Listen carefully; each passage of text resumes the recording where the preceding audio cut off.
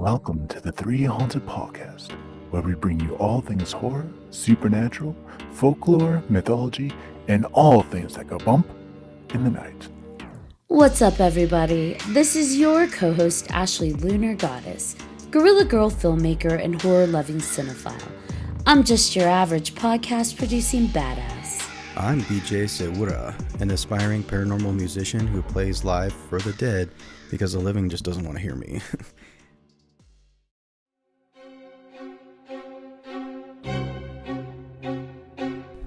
The Dead of Winter Horror Network and It Came from the 508 Productions invite you to endure the most terrifying immersive experience in all of podcasting.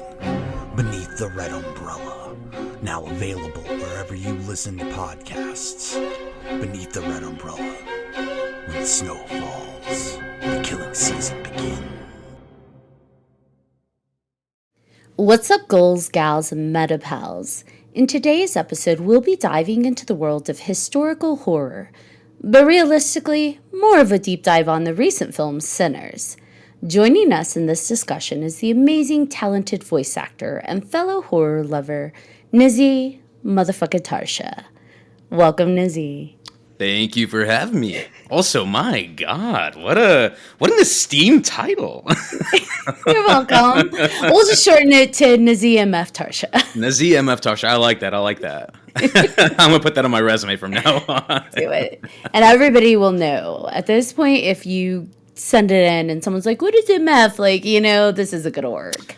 Yeah, no, exactly. This is the litmus test. Right? I don't think this relationship is going to work. Speaking of litmus tests, we have a very big litmus test in this podcast, especially between BJ and I, of where do you stand when it comes to the Lost Boys?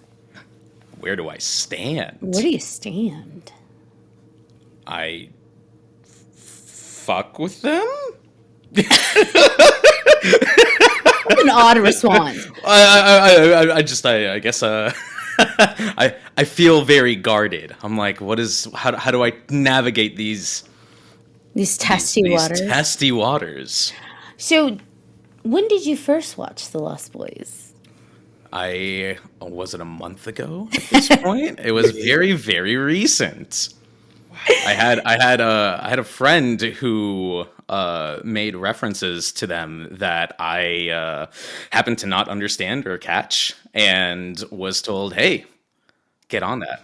And he was constantly harping on you, I'm sure. Yeah, no, absolutely. And so we just went ahead and rented it on YouTube, watched it at like 1 a.m, and I am now cultured. And now that you watched it at 1 a.m, because, you're an adult watching this for the first time, so it's not something you watched when it, was out when you were younger.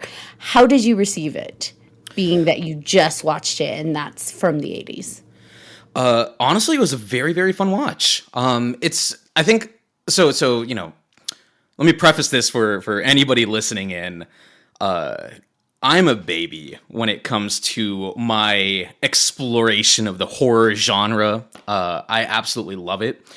But it wasn't until within the past 5-ish years that I actually started delving into it. And so I have a lot of catching up. But I think one thing that's really nice about watching things now is that I have this really great appreciation for these sort of campy elements that a lot of these things have, a lot of these movies and just media in general, and it's fun, because when I first hear this stuff, everything sounds so serious, but then all of a sudden you watch it, it's like, oh no, this is everybody's just having fun in the process of telling this story, and so you kind of just jive with it, you eat it up. You definitely lead into it. So you're a baby bat or a baby boo? I don't know. What would you call someone that's just kind of tiptoeing into horror? BJ's thinking about it. Yeah, he's weird. Because I feel like baby bat is more for goths, young goths, maybe. But instead of slasher, I don't know, what do you call it? A butter knife baby. Butter knife baby. What in the world? You don't get the machete. It's the butter knife, baby. There's a little butter knife baby. Little baby butter knife. That's actually cute. Okay. I want to see a horror icon written in the next few years. It's a butter knife baby. You got Chucky. Would Chucky be a butter knife baby? No, he went straight for like the butcher knife. No, yeah, no. Gage, maybe Pet Cemetery, but obviously I want he to used play the with you, razor. mommy. Oof. Oof. Does that bring back memories? Man, like when you watch that when you're a kid, and then bad things and like a semi and like all parts of that movie like are just oof. But I don't know. No fair. I I love know. how he gets mad at the dad. And it's like, no fair, you play no fair. And then it's like, you just took out mom. Like, what? Who's not playing fair? Typical of a kid. Yeah. So back to the Lost Boys for a second. So would you consider that historical horror? Because I mean, I don't want to date us, but like it's the 80s, and the 80s it's been a while since the 80s. It doesn't count. So I think, yeah, let's define historical horror. That was almost a tongue twister. Let's define that, because for me, old movies, just because it's old to us, doesn't necessarily make it history. For me, when I think historical horror, I think about films that are being specifically chosen to take place within a period of time, like a period piece, right? So it's a horror period piece. Yeah, I think I'm inclined to agree with that, because technically every movie that's made is by definition historically, like it takes place in its time period, right? So I think I like to imagine it as like kind of like an event defining moment that kind of surrounds the film. Yeah, it's hard to say. I mean, it depends on like what the story is telling, and if there is an extra layer on top of it, right?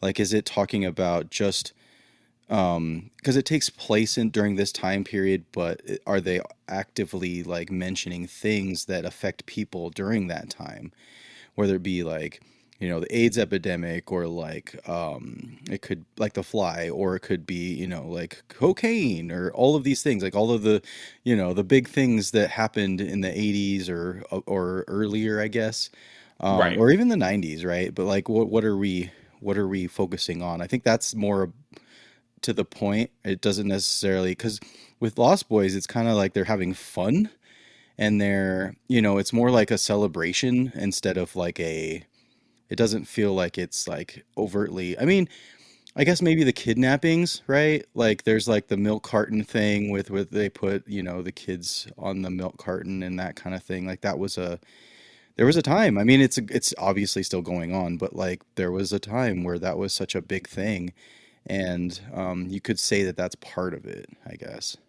With the Lost Boys specifically, they have fun with it, with the historical stuff. They don't get too much in depth with it, but one thing that they do is there's a saxophone solo. There's just a whole scene dedicated to the saxophone, and I think that that's a lost musical instrument nowadays, right? Like I feel like in the 80s it was very, very big, and I don't know if that adds to it or defines a time period, but I feel like they're like the guitar or like the saxophone, those kinds of things can help define a period, but it isn't necessarily like you wouldn't define the movie as historical because of that. I personally wouldn't. And again, the only reason for me is I feel like the event has to be sort of the focal point, kind of helping drive everything. It's not just a matter of taking place in a time, but there sort of needs to be that like there is a purpose for that time period. There is like more narrative or characters or like something happening story wise to help tell this story. Yeah, and I think too what you're bringing up in terms of like the Lost Boys or anything in that matter, there's a lot of films within the horror canon that are social commentary films, but those aren't the same as historical films. So, for example, I'm going to throw out zombie movies, George Romero. A lot of that has to do with government strife going on during that time and how like the masses were being treated as basically undead walking dummies. And so it's a social commentary piece, no doubt, speaking to what's going on at that specific point in time. And there's a lot of horror that does that. It takes what's going on, whether it's the AIDS epidemic or it's government, strife or injustice or anything like that. It takes it as what's going on at that moment in time and then embedding that within the horror so that it's a little bit more palatable and it makes you think about that without it being so in your face. Like, ooh, government's bad. Ooh, AIDS is bad. It's just taking that and putting a narrative on it or a twist on it so that you don't realize that's what you're watching, if that makes sense. That's what's being commented on. So it's social commentary films. With that said, I feel like when it comes to historical anything, whether it's a drama or romance or anything like that, comedy, it's what is history at the point when that was being filmed. So if I've got a film in the 80s and it's speaking to something from the 60s, that would be a historical piece because it was historical when that film was made, right? That's why they made it. They dropped it into that historical piece, that historical moment in time, not the present moment. So even if The Lost Boys is old to us now, I'm going to pretend I didn't call it old. Y'all don't look a day over 18. Relax. And yet we're older than you. I'm a baby, remember? Butter knife baby here. You're a butter knife baby. So even though it was historical it's a nostalgic film to us now. It wasn't historical when it was made. And the same for The Fly and the same for The Exorcist and those films that are old as hell to us, or Nosferatu and any of that stuff. It was what's at that moment in time. That's present for them at that moment in time. So then that wouldn't quite fit the history piece, if that makes sense.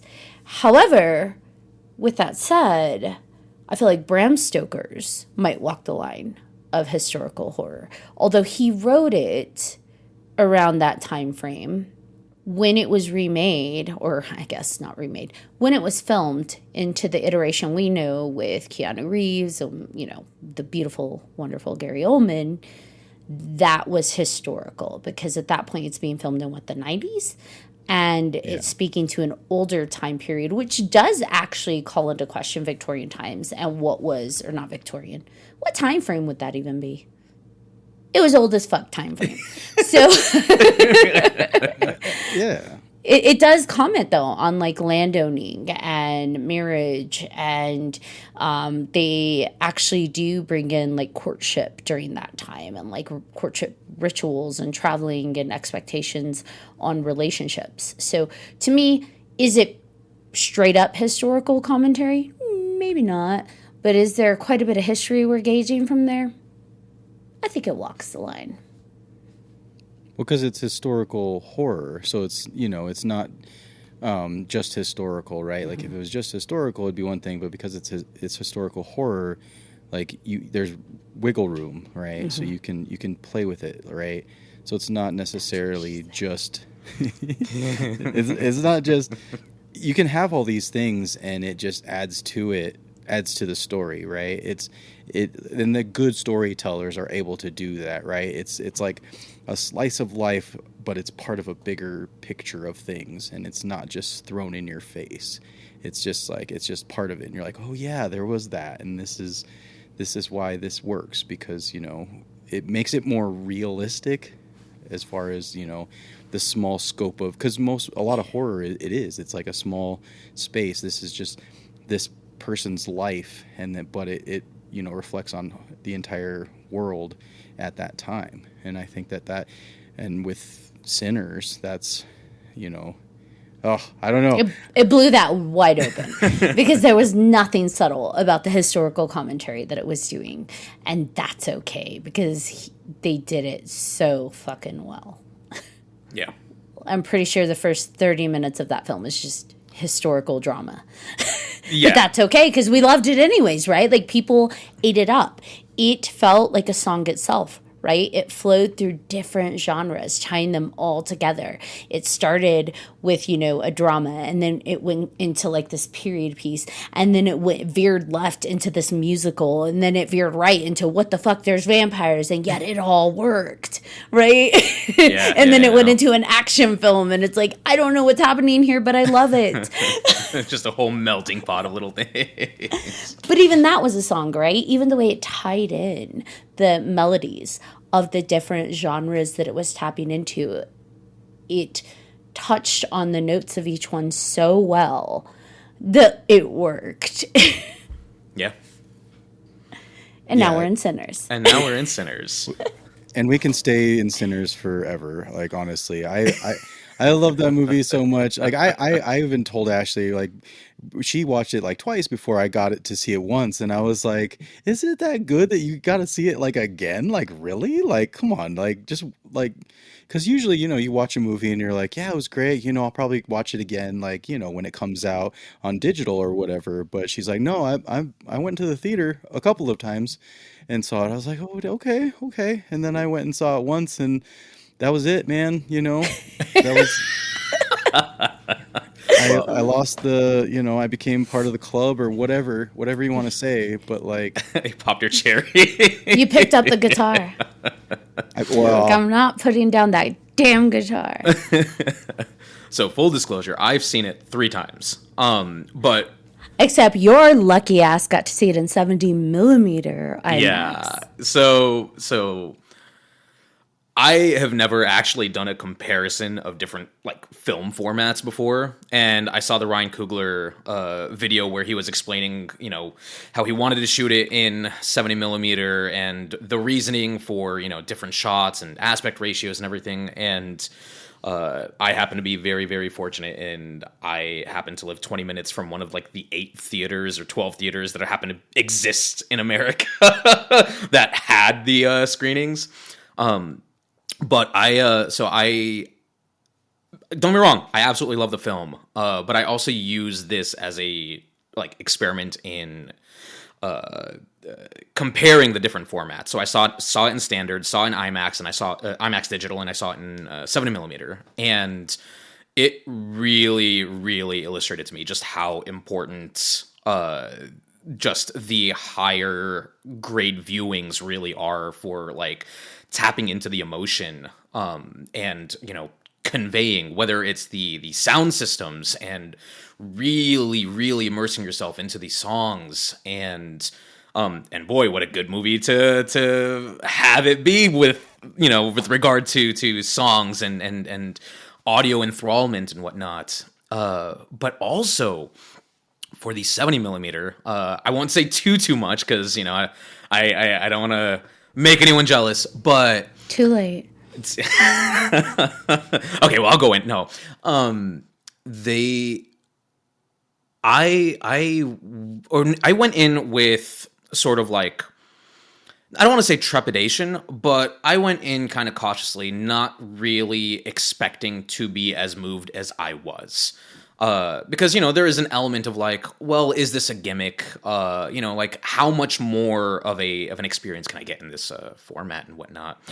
And it turns out it actually truly does actually help evoke a greater sense of intimacy in shots where the full screen is utilized. And to even quote the video on Coogler explaining, like, when he chooses to use the wider aspect ratio and cut it off, evoking that sense of isolation and kind of distance, it really actually, it does happen. It really is there. It's not just, artistry for the sake of artistry and this sort of like, like high nose shrubbery or whatnot. It really is. For me, let me go ahead and qualify everything I'm saying with, in my opinion, yes, it is exactly worth every penny and worth all the hype that they surround it with.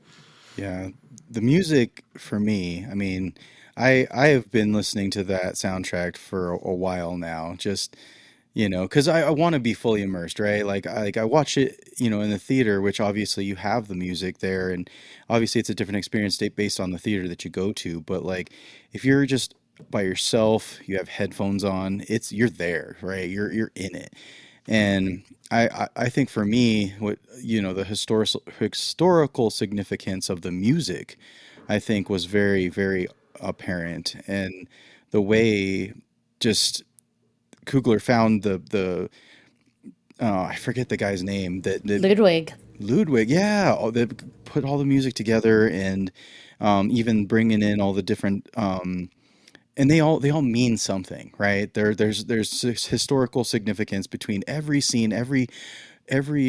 I don't want to say it's a musical, but it's kind of a musical, right? It's the closest thing to a historical like horror musicals you can get. You have full songs being sung. It's not even like a part of a song, full songs being sung. We have Pale Pale Moon. She went through the entire song. We have, oh gosh, what is it that he I sings? I lied to Lied to you. You. Yeah, he sings that entire thing, which that scene was just epic. We're going to have to get into that in a little bit. But I mean, they're full songs being sung. So I would qualify this as musical adjacent. Yeah, choreography, the whole, Dublin song, right? Like the Rocky Road to The Dublin. river Dublin, dancing. yeah. Oh my God. River dancing vampires.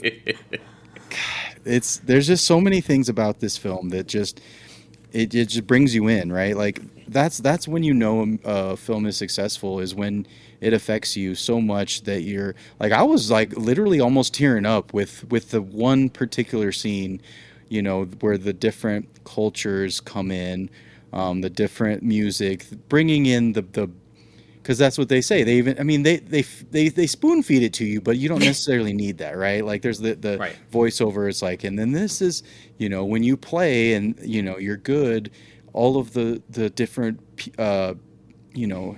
singers from all the different performers from all of the historical significance come in and party with you, and then That's where I'm going to pause you. yes, That wasn't a spoon feeding. That is absolutely necessary because, especially when we're talking about African culture, storytelling is integral. And that's what this movie is about, going back to the African roots. Yeah. So taking away the imposed religion that got shoved onto tribes, and taking away the imposed, we're looking at Delta Slim, the imposed way of life that ends up causing people to turn to alcohol and turn to things just to help them feel free from the constant stress and anxiety they're under. So her at the beginning talking about, their legend says, there are certain individuals. I think that's absolutely integral, and not to spoon feed a story, but to set the tone that this goes pre-slavery. This goes pre all of those things. This is storytelling and tribe and history at the heart of it. I think I 100% agree with you. I think what I meant was more just like they said it right before the scene happens, because they say it at the beginning, and I think that's great. But they wanted to really reinforce, like in case you missed it or in case you weren't paying attention, like this is how it is, right? But it worked. I don't know. I still think that was. It's a touch that we're going to slip into a moment of disbelief, because none of these cultures are actually in this room. Everything up until this point is very visceral, very 3D, very literal. This is taking place right now in that movie. And now we're going to have, ancestral Chinese dancers in here, and we're going to have, like all sorts of cultures in here, future, past, present. That's not real. So we do need a little bit of something to segue us into moment of disbelief, right? Right. Yeah, I see what you're saying with the spoon feed, but I think it's more like a callback. Like, yeah, right. Is what it is. It's because exactly like Ashley mentioned, like it is. If you take away the voiceover, like if you just think about it for a moment and just go into this, suddenly I think you might have a lot of viewers that are just kind of like, you'll piece it together, Sure. but you end up being kind of like lost in this miasma, and having just, a couple little things to kind of like allude back to it, it helps, exactly like Ashley said, like set the tone, allow for that moment of suspension of disbelief, and it doesn't last very long either. That's the other thing. It's super, super small, but it's just like, hey, remember that? Well, Yeah. here it is. And I'm not saying it's a negative thing. Right. It's almost like sitting on someone's lap, right? And we literally have a campfire at the end of that scene. I mean, it's a whole building fire, but it's a campfire. So it's being at the campfire. It's being in that element of, okay, it's storytelling time. We're going to evoke the ancestors. We're going to evoke the future. And now it's all going to come together at once. We're even going to call in the vampires. So it's just like, I feel like it was that beautiful piece that we needed, kind of like Nazeeh just said, like it's that beautiful piece we needed, because otherwise it'd just be too jarring. Everything up until that point is historical and real. I mean, minus, the little remix scene, but like everything is pretty much real to an extent. And so to slide into those future, past, present, you got girls twerking right next to Grace, who's like serving prohibition liquor. Like the only way to make it work is to be like, okay, it's storytelling time. Yes. Lean in. Yeah. and one thing that I think, and this is the beautiful thing about analysis. Like, as long as you can justify, there is no wrong answer. But having that, oh yeah, well, watch me. Having that piece of narration happen regarding like histories and sort of like the transcendence of sort of oratorical culture and passing down and history being told by humans, it kind of ends up being juxtaposed at the very end of that scene with the building being on fire, kind of showing that even though like the material place is gone, it is the people themselves that continue providing that history.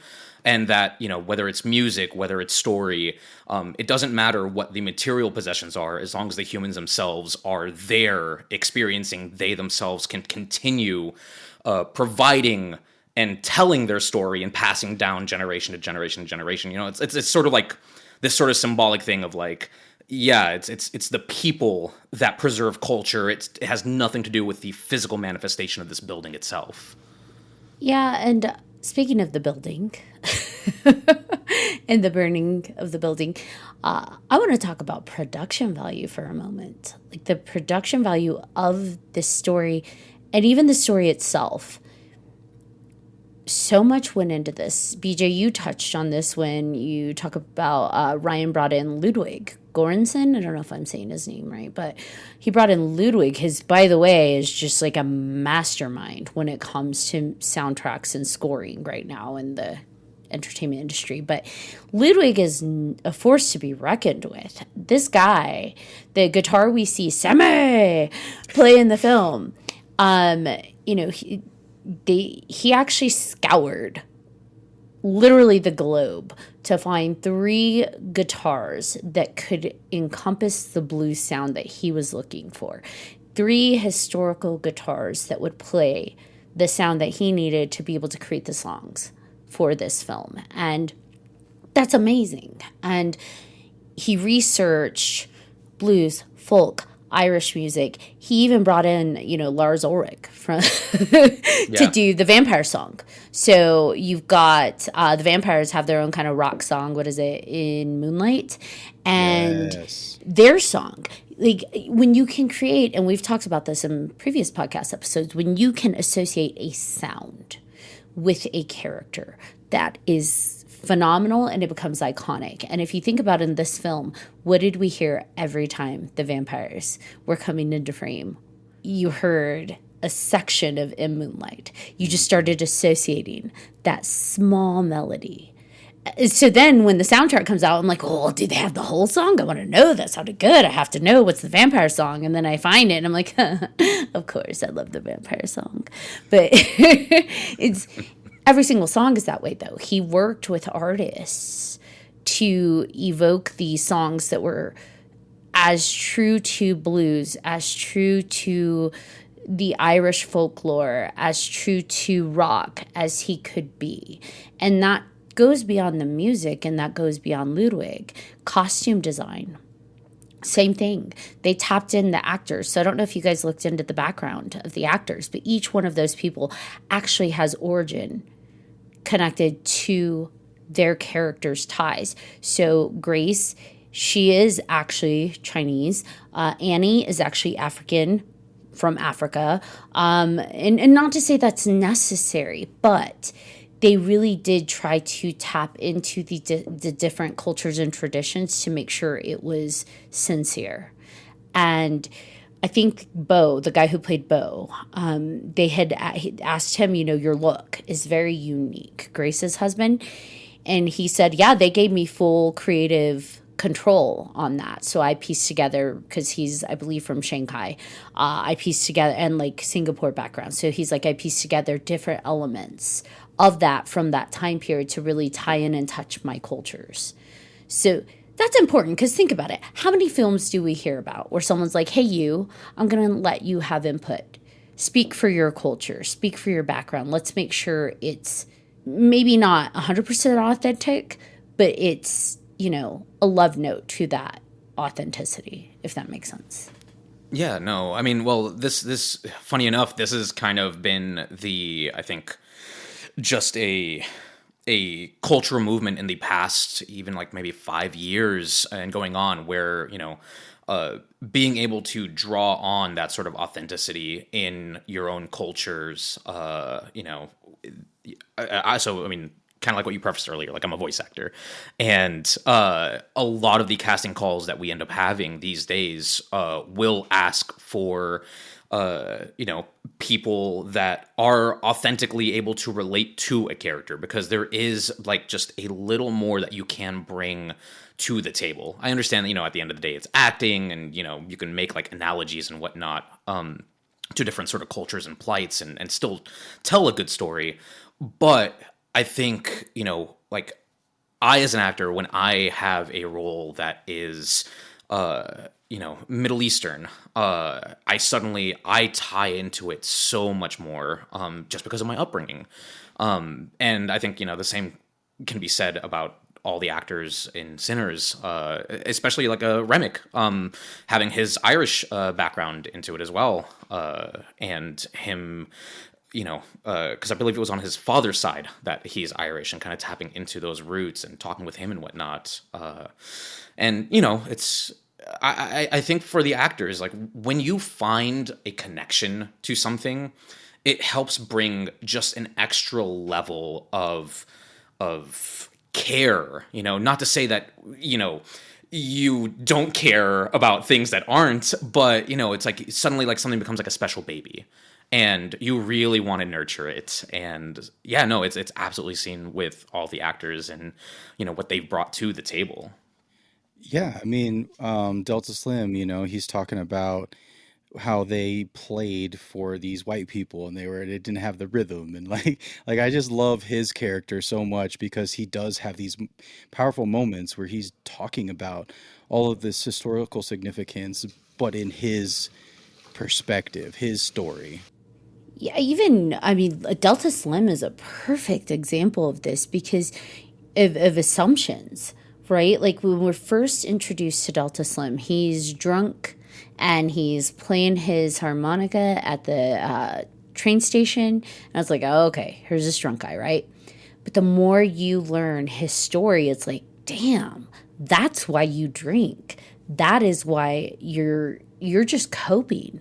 And that speaks to the historical side, right? We aren't learning that Delta Slim is drinking because he's coping with, vampires. He's drinking because slavery, because of chain gangs, because of violence from, racism in the Klan. And it's moving in a way that has nothing to do with horror, but absolutely speaks to human horror, the horrors we deal to each other that's far worse than what the vampires can do. And one thing that I learned, Nazeeh knows, like I've trained my algorithm. It's giving me all sorts of things from centers now. So like one thing I learned in a video that popped up was the scene that you just referenced, BJ, where Delta's in the Jeep and he's telling the story about what happened, when they all got arrested and then forced to perform, and his friend was killed for all that money.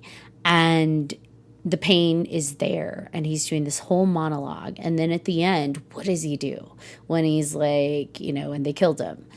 He starts singing. Starts humming, yeah. He goes into his hum and starts stomping. So that first like grief, and then stomping, and then it becomes a melodic and then it turns into like this blues melody.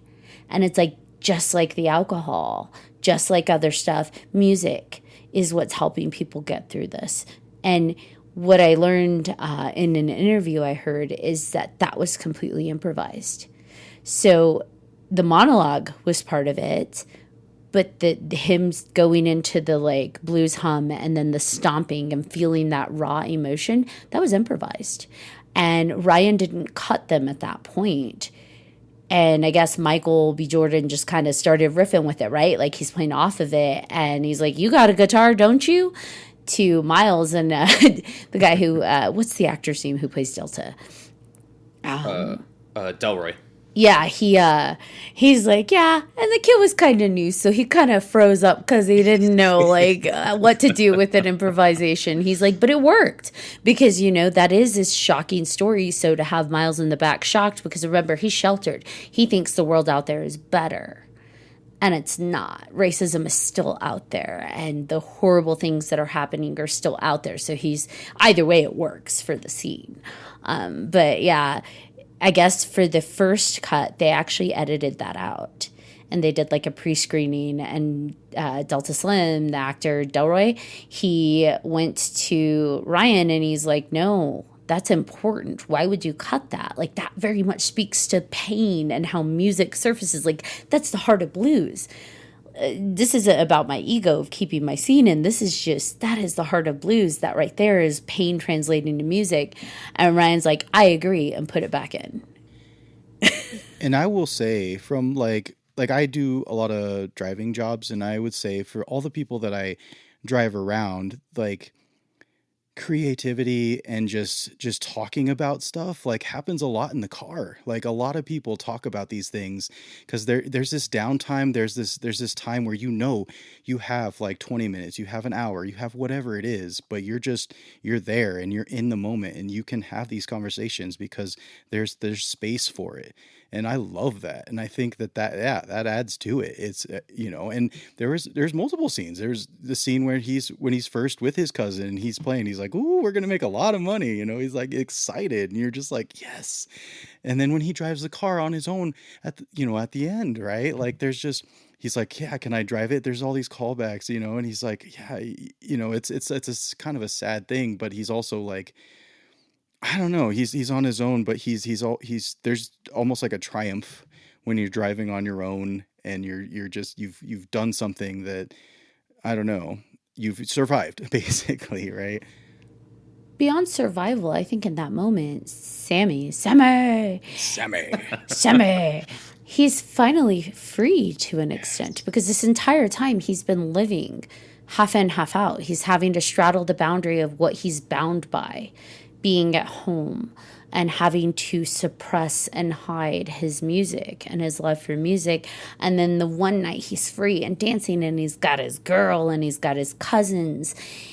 Even then he's not quite free, right? Because he's being reminded this is bad for you. You need to go home. You need to do church music. You need to be. So even then he's not accepted by that world completely. Right.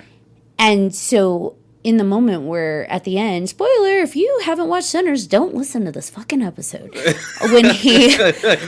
when he chooses the guitar and takes off in the car, he is on his own path. Nobody else's path. It's his path. And he's free to be Sammy, whatever that looks like to him. So I really like that scene in and of itself. He's got his guitar and he's clutching it. And it's not he's clutching the guitar of like what he's holding on to in any illusion. It's, I fought the vampires for this shit. I fought my daddy for this shit. I choose my music because that's what's in my heart.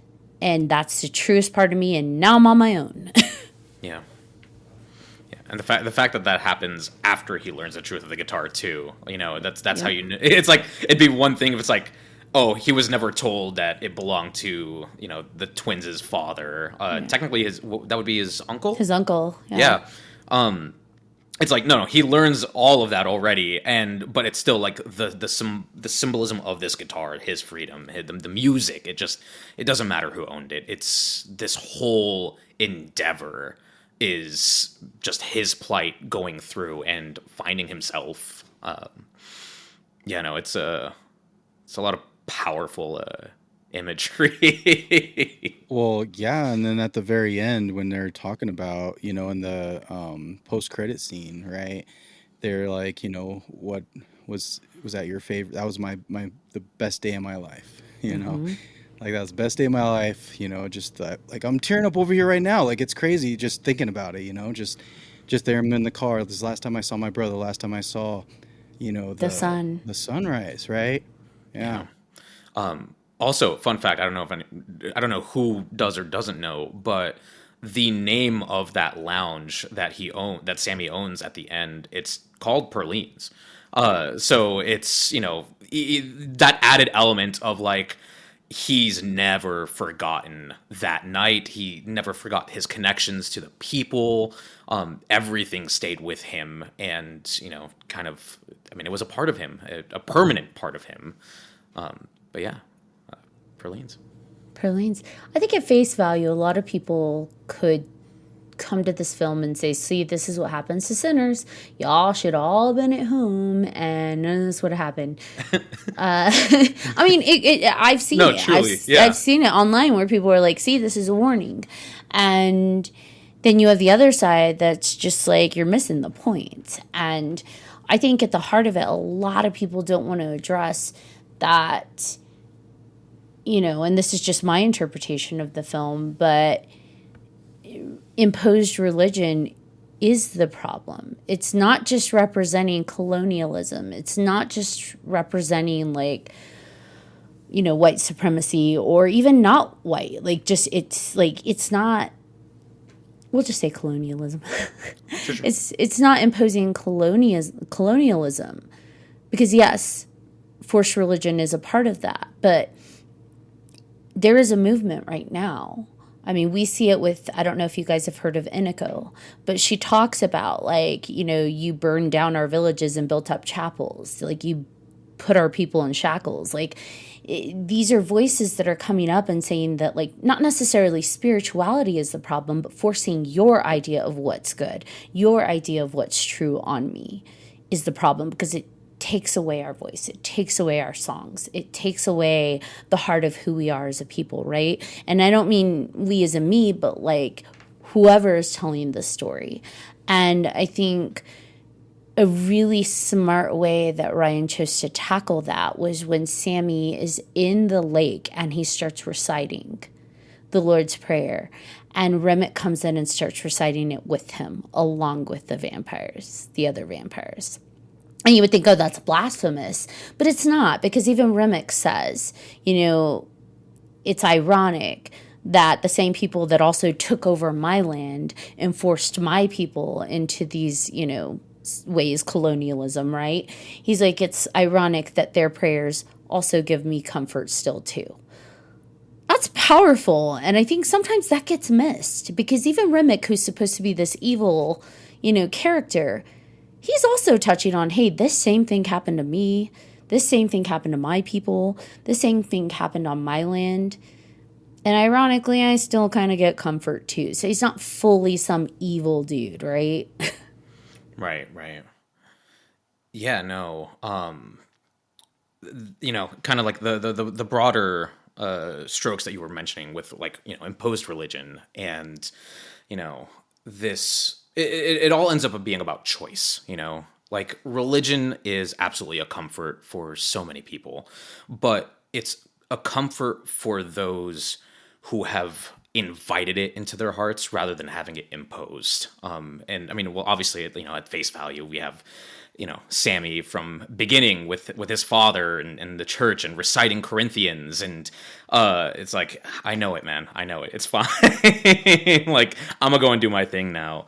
But yeah, no, like, religion has found its way into all of the cultures portrayed within the movie, and there is something to be said about the comfort in a being looking out for you, in potentially aiding and guiding you through your life and whatnot.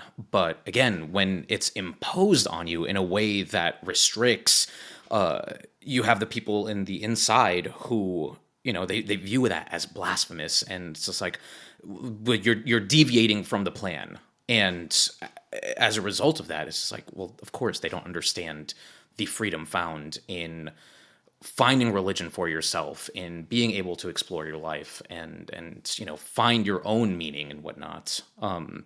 There is also kind of this element of sort of brainwashing in a way too with religion, where it's just like, it's again, it's forced, but with Remick, like, it's like, it was forced on me, but I find comfort in this, and it's like, there is this element of like, yeah, no, like, do you or have you learned to kind of just like, you're going with it at this point?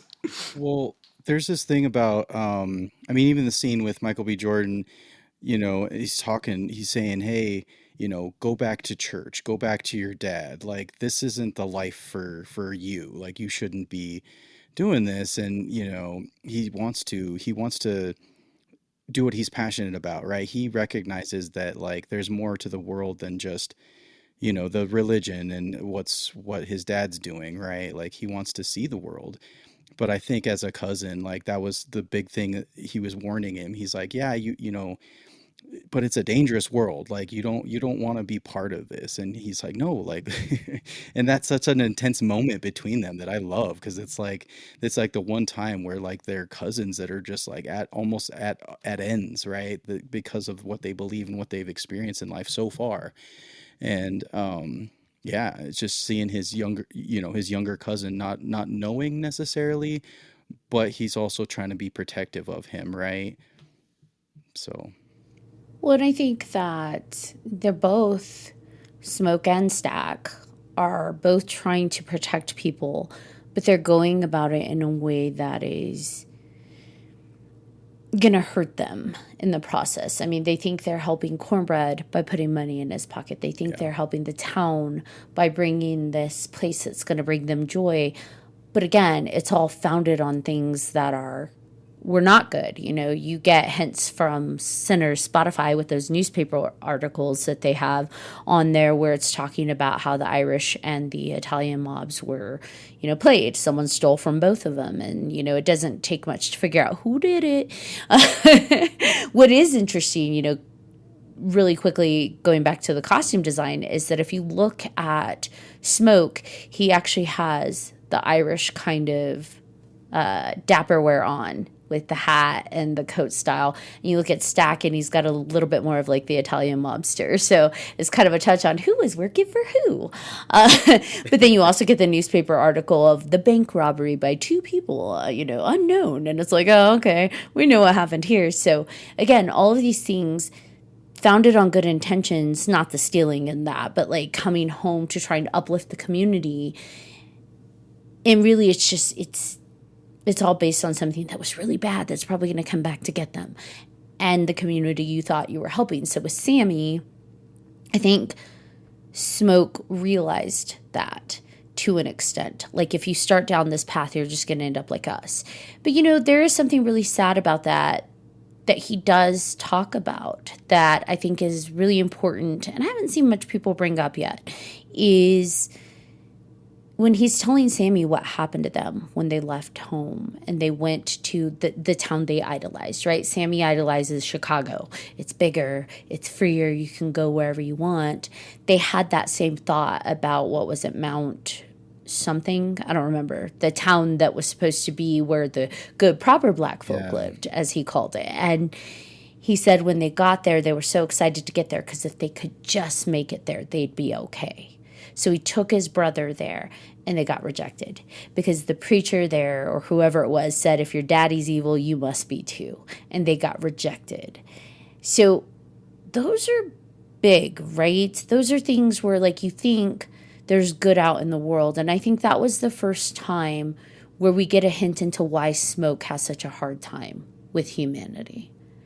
And I think that's why he wants to protect Sammy and keep him in that bubble. Because he's like, well, your daddy's good. He doesn't beat you. He leads a church. Stay safe, because the world out there isn't.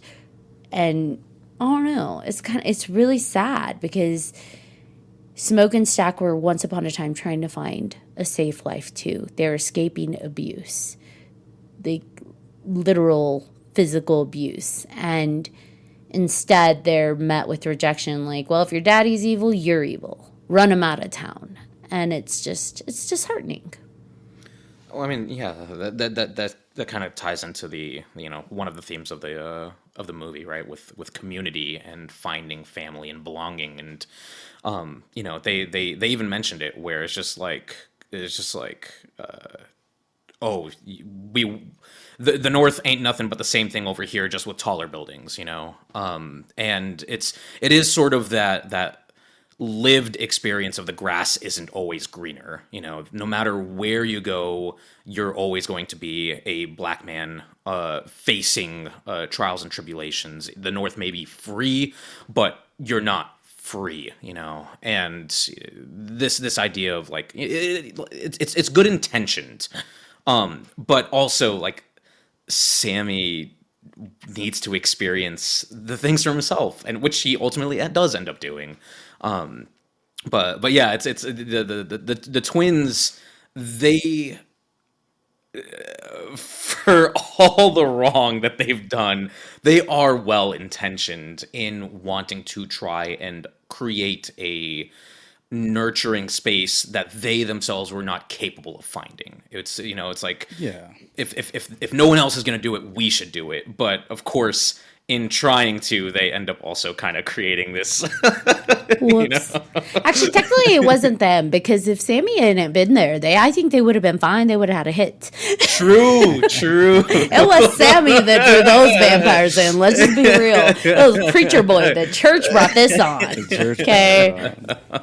Well, one thing that also adds to this is almost the fight that the twins get in about, another adding historical significance to it, the coins, the wood coins, right? Like, it's like, this isn't real money, like, and then he's just like kind of trying to, convince him, be like, but it is. Like, these people work their asses off, like, to just have some space so that they can, we can be free together and have a good time. Like, let us do this. Like, I know we need money to keep this going, but like, this is night one. Like, let's kind of just, don't get so upset. Like, just let us figure it out, and then we'll go from there.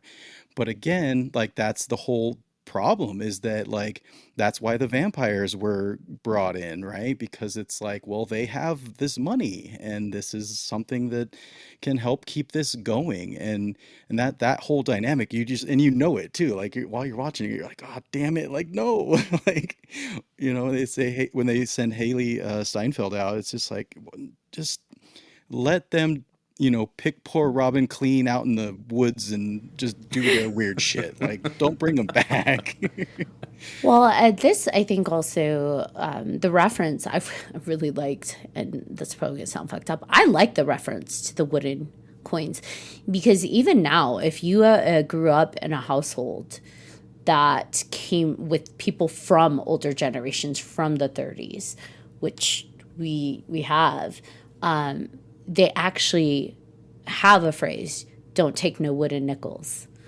And I love that that was subtly put in there, that wooden currency. Even he calls on it. This is nothing. This has no value outside of here. These people are, and she said it, they're breaking their backs for these. And it's like, exactly.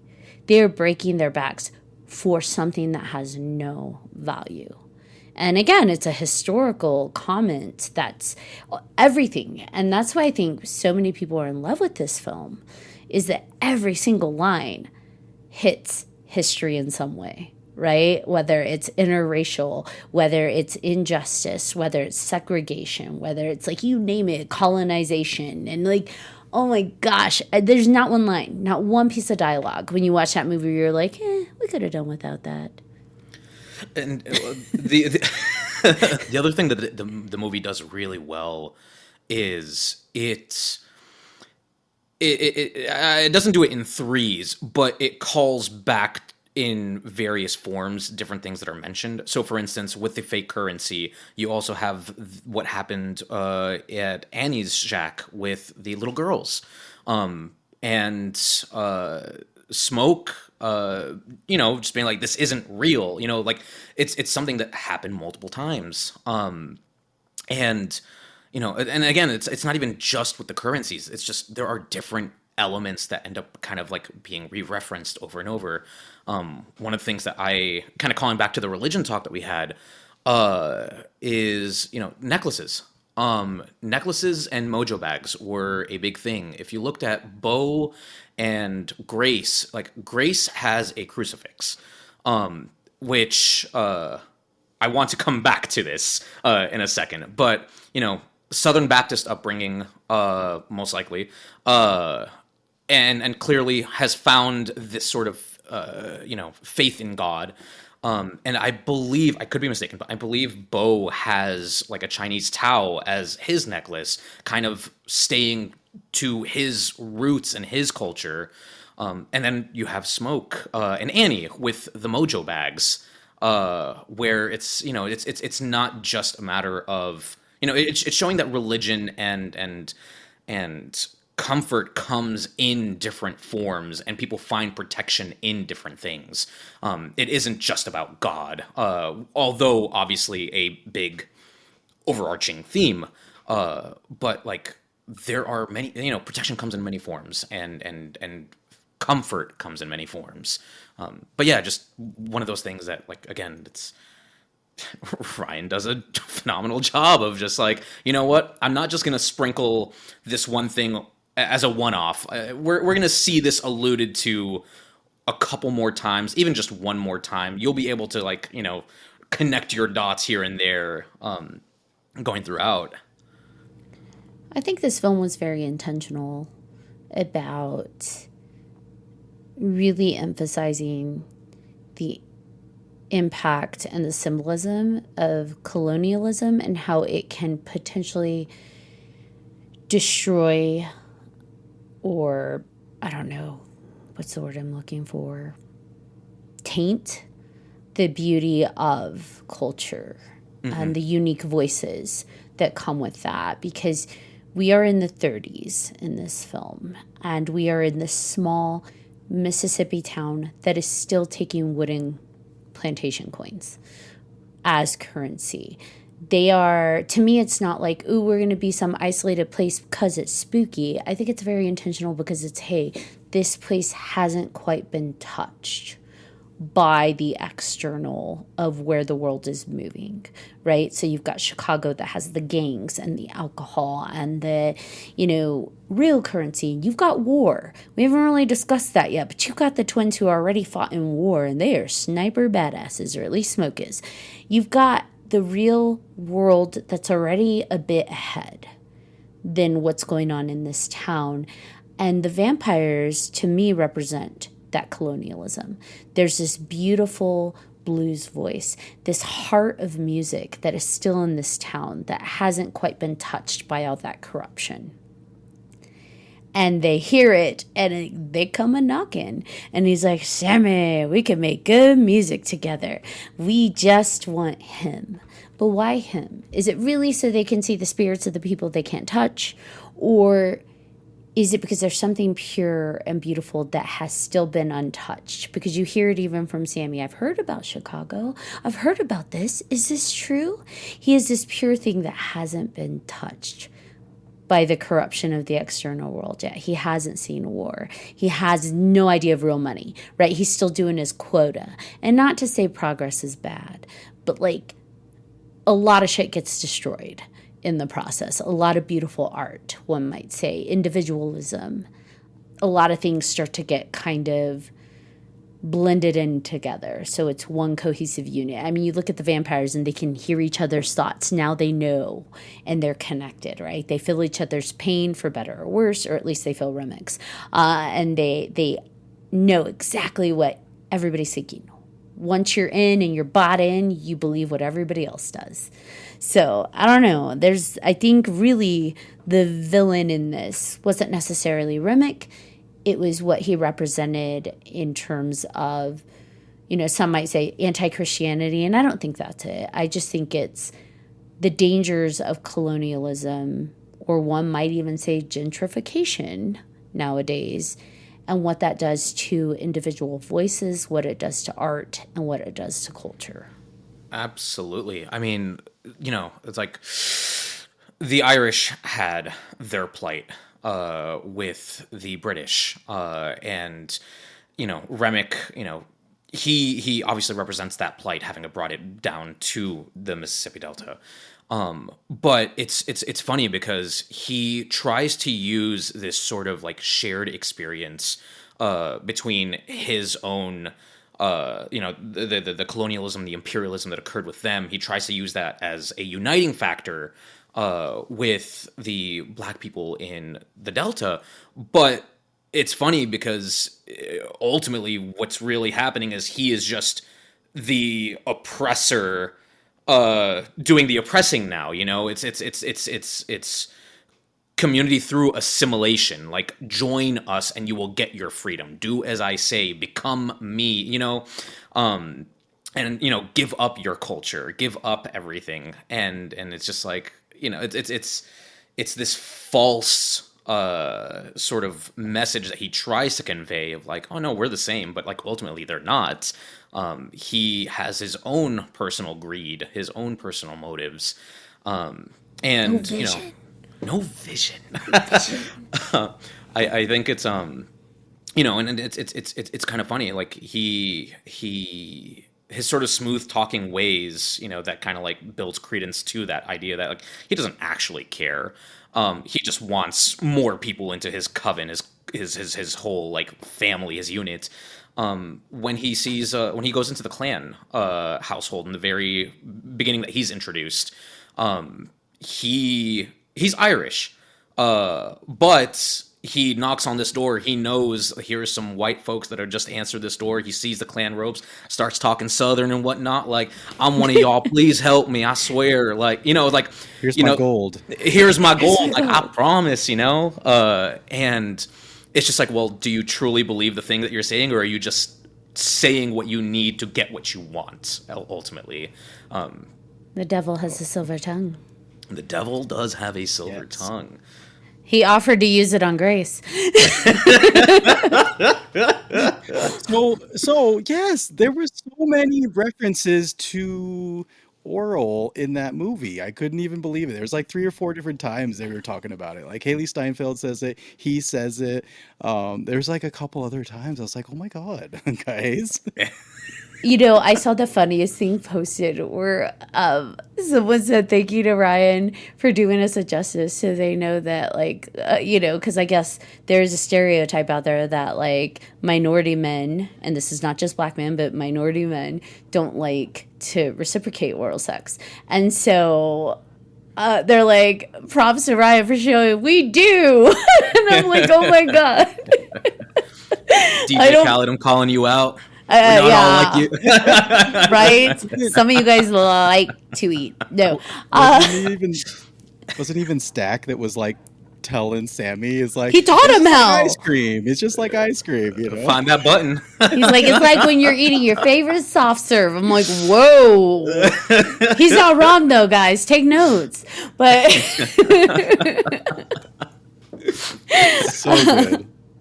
No, I mean, it was a perfect way to describe it, though. So whoever wrote that really does like understand. A woman Sorry. wrote that. No, I'm just I mean, she might have, because I was like, wow, that's my pearls. shocking. Men can now find the clit. I'm gonna pretend you God. didn't say that. What- And edited. This is not getting edited out. Oh, That's awesome. yeah. Oh wow. So where were we? Remick. Remick, silver tongue. Remick. No, he was Remick, great. devil. So Remick, one thing The I wanted to devil. get into with Remick, Sammy, like he was so good. Like I love, like you were talking about his ability to be like, we just came here to play. We just want to spend some money.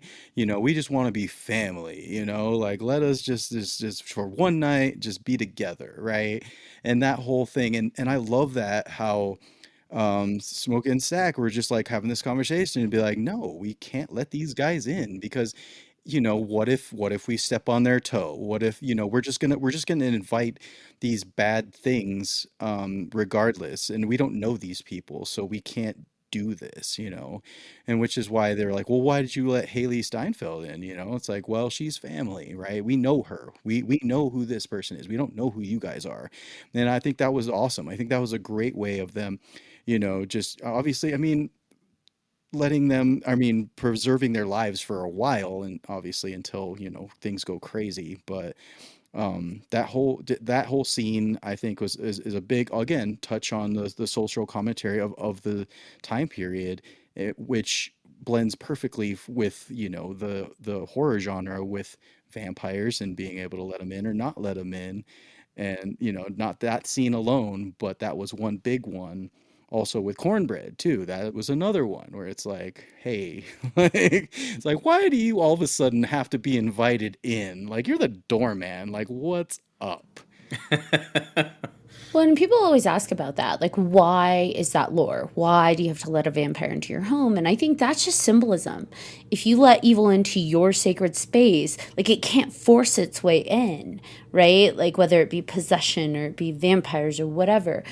And that's what they represent, the seduction of evil, the temptation of evil, because the vampire typically is the seductor, right? Like when we look at vampires over time. So they're going to try and like seduce you into letting them in, which is, a lot of people would say that's what evil is. That's what temptation is. It's the seduction of inviting something in. It can't force its way in. It can't, knock your door down and force its way into you. It's got to be invited in. It's got to be let in. And the vampire is the ultimate seducer. You see that with Remick, right? He's offering them everything they want. And what does he say? All you have to do is give me Sammy. Because what does Sammy represent? And all of these characters represent something. Annie represents the ancestors, the wisdom of everything they came from, everything they've learned. And I feel like Smoke represents, discernment and protectiveness and that kind of guardian archetype. And then you've got Stack, who I wouldn't say he's bad, but he represents more of like impulse and chaos and like that free wild nature. And then we've got Mary, who she's pretty much, she's love. She'll do anything for these people, and not just romantic love. This is family. These are the people that she feels home with. And Delta, I feel like, represents grief and trauma. And each one of them looks at Sammy as this pure heartbeat of all of them. This pure heartbeat that exists in all of us. And when Remick's like, you just give them to me. I'll let you all live and we'll go away. You just got to give me Sammy. Delta's the first one that says, no. You can't have him. That's trauma, right? That's the protection. A lot of people that have gone through trauma, they try to protect those that haven't, and to kind of keep them from experiencing that same turmoil and just awful experience. And so for me, I think it was powerful to have Delta be the one that's like, over my dead body, or is that vampire gonna get you? I've been through a lot. He's been through his own vampire woman that bit him everywhere but the neck. And he's like, I will, over my dead body will he get you. Like, each one of these people. And even Annie, I love the scene where, like, Cornbread goes to, I'm talking to him. And she's like, no, you're talking to me. Like, that's the wisdom of the ancestors. I love that when she stepped in like that. I'm like, yeah, fuck him up, Annie. And Smoke let her. He didn't try to intervene. And if you think about during that time, that's a bold move. During that time, women were not heard. They were seen. So for her to be like, no, you're talking to me, that was a big moment. And I think that was the moment of, this is the wisdom. This is wisdom talking to you. This is wisdom saying, you listen to me, because this is a dangerous moment for you. And they all listened to her. Well, she provided so much for them, right? Like, it was not just the bag, the ancestral like knowledge, the food. Like, she was very much that just caretaker of the group, really, right? Like, she was just this almost like a representative of home and comfort and knowledge, and just like, when she speaks, you listen, and especially in that particular situation. So yeah, again, she was, I mean, there's so many characters. Can I ask you, who is your favorite character in this film? I'll say last. No, you're the guest. I've been talking so goddamn much. I'm sorry, but you're the guest. Hey, I think I'll put a fair contribution. No, my favorite character is Delta Slim. I think it's like the pure emotion elicited by that character, the plight, the grief, everything is just so beautifully portrayed. And then, we even get those fucking comedic moments, it's like, it's not even like it he's such a multi-dimensional character that shows you that he has a personality on top of everything that he's already gone through, whether, while he's drunk and like wanting to like fight Sammy or even the garlic scene, right? Where it's just like, or guys, I think I just shit myself. Like, Like, you got them smelling salts on you, what? Because I think I just shit myself. Which is such a real response if some shit like that popped up. Yes, that would be my response. Absolutely. But yeah, no, Delta Slim has like the most special place in my heart as a character. What about you, BJ? Oh my God. I mean, I wanted to say Delta Slim too, because Delroy, I mean, he's such a great actor, right? Like, he's just so good. So this whole film reminded me, when I first watched it, it was of Demon Knight, right? So there was a lot of... Right, because there's just so many like temptations, right? There were so many situations with each character, it's like, well, why don't you let me in? I'll give you everything you want, kind of thing. And I think this obviously Sinners is, I think, obviously a more powerful rendition of that, right? It's talking about like, yeah, well, I give you everything you want, but you are more powerful in this film. You have, because Delta Slim there is a character that is a drunken Demon Knight, and he is obviously tempted by Uncle Willie. Yes, Uncle Willie. But yeah, I mean, I think, God, I'm gonna go bad guy here. I'm gonna go Remick. because you took mine, I'm gonna go Remick. Because you're the kind of person where if somebody ordered what you wanted to order at the restaurant, you're like, oh, fuck, I can't get that. And I can't get the opposite out of spite. I gotta get quesadillas now. Damn you. Yes. But so Remick, Sammy, right? Like, I just love just. Oh, it's so good. It's so good. So obviously the way they portrayed him at the end, just so all of the makeup, his face, the long fingers, the nails, all of it, his voice, his singing voice, his demeanor, just all of it. I think they picked the perfect guy to play that character, and I think that there was just so much that I had never seen like a vampire like that, where I was almost like, all right, like, let's go, like, dance in the woods, like, let's do it, Look, I'm just saying, I would have river danced out that fucking door right over to the vampires. Okay? But Ashley, you can't. I'd be like, again, okay, tap, tap, tap, tap, tap. Top of the morning to ya. Top of the morning to you, my friends. I'm off I go. Die. Yes, very convincing and just a scary but also inviting character, and that's what you want. That's what you want out of a villain, right? That has history and that has, another story to tell. That I would love to see what happened pre this situation, with the Native Americans that came around and we're hunting him. Like, oh, I want to know that story so much. So hopefully, I don't know if that'll be a thing, but I mean, they gave him a black eye. What vampire do you know that can get a black eye? If you see when he ends up at their house and he's like half on fire, he had a black eye. The Native Americans fucked him up. yes, and I want to know that story. All right, Ashley. Who's your favorite character? All right. I'm going to be honest. Honesty is good. Mine's probably 2 on the nose considering who I am. But I will say this character resonated with me and I fucking loved her, and that was Annie. Everything about her. The intuition, the way she never wavered. She never wavered in her attachment to her beliefs.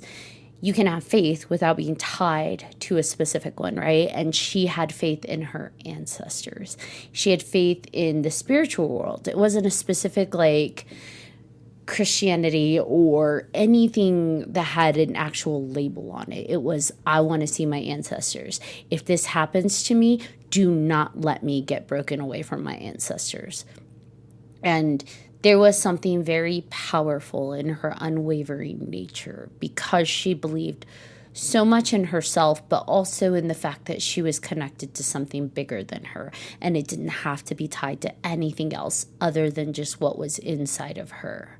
And I really loved that about her. And I thought that the symbolism even tied around her was neat because they lost a baby girl, right? Yeah. And at the end when he's like hallucinating, or is it a hallucination? I don't know. But when he sees her holding the baby, she's actually got like white baby's breath in her hair. And if you notice throughout the film, there's actually white flowers associated. He brings white flowers to the baby's grave. The little girl, or she's not little, the 14-year-old or whatever she is that he teaches to negotiate, she's holding a white flower when he pulls up and talks to her. He's got a lot, and I don't know why, but he's got a lot of association with like that innocence and that purity with white flowers. And when I say he, I mean Ryan Coogler. And so I really loved that Annie represents not just this faith that goes beyond us, but faith in ourselves, faith in our intuition, faith in we can overcome anything, but also faith in knowing this ain't for me. That's not the direction I want to go. She never considered anything other than I'm going to stay connected to what inside I know to be true. Sammy found that when he was in the church, right? He found what he knows to be true, and that's his attachment to his music, his attachment to who he is. So anyway, sorry, that was kind of a long-winded answer of I like my witchy woman. No, I would have guessed that too for you. And but also the vampires, that was their favorite, I would say, because Ryan made a very, very, very clear message when he staked Annie. Everybody was like, no.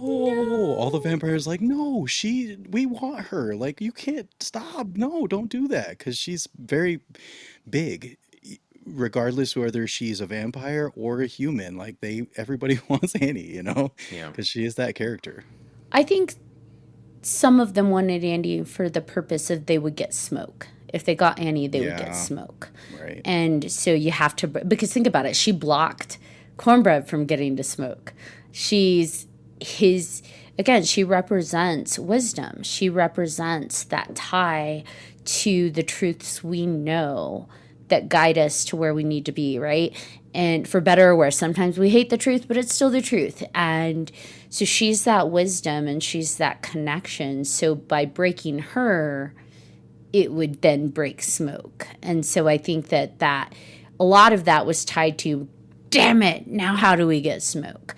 And because they want him to come willingly, right? Like, sure, you can bite him, but like it's a whole lot easier if he just has vision and gets on board, because then he'll hand over Sammy willingly. And you mentioned, I think that, okay, what I love about this movie is the vampires are not black and white. That's funny.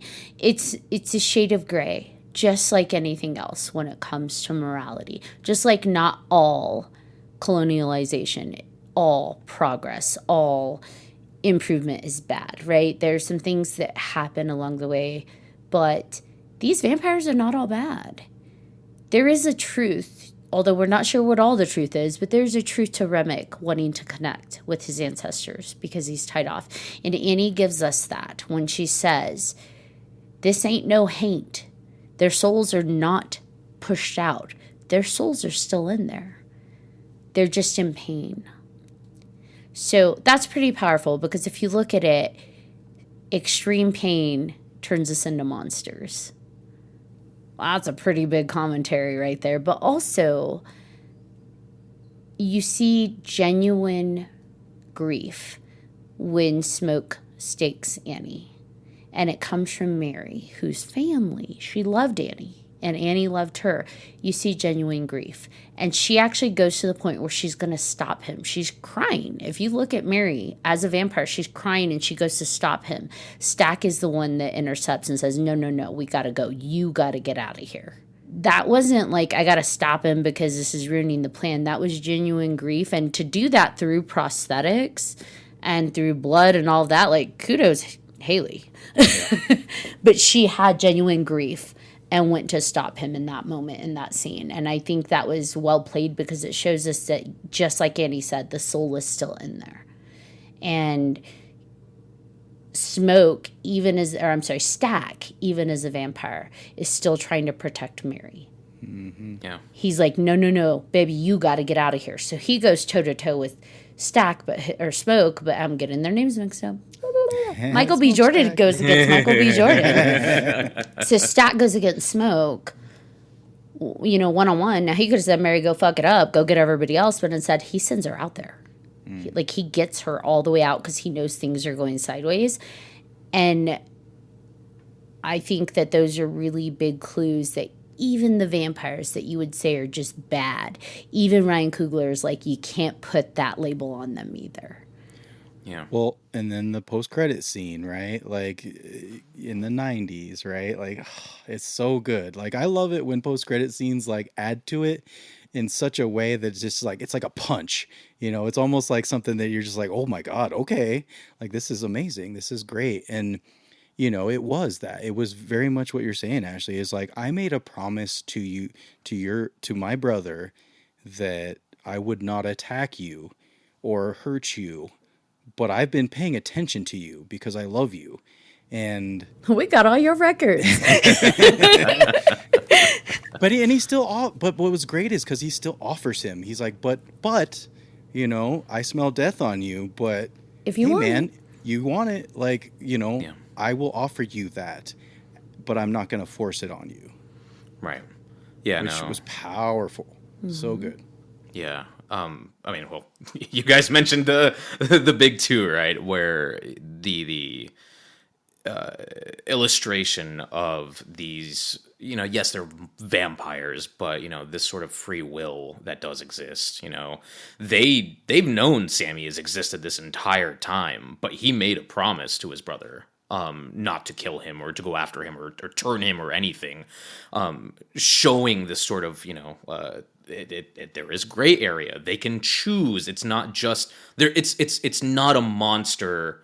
Like a feral monster living inside that they can't subdue or control. There is choice. There is, their own, like they're cognizant of these things. And, I'm trying to think. It's like I feel like Mary and now you got me. Smoke. Thank you. Stack. You do it again.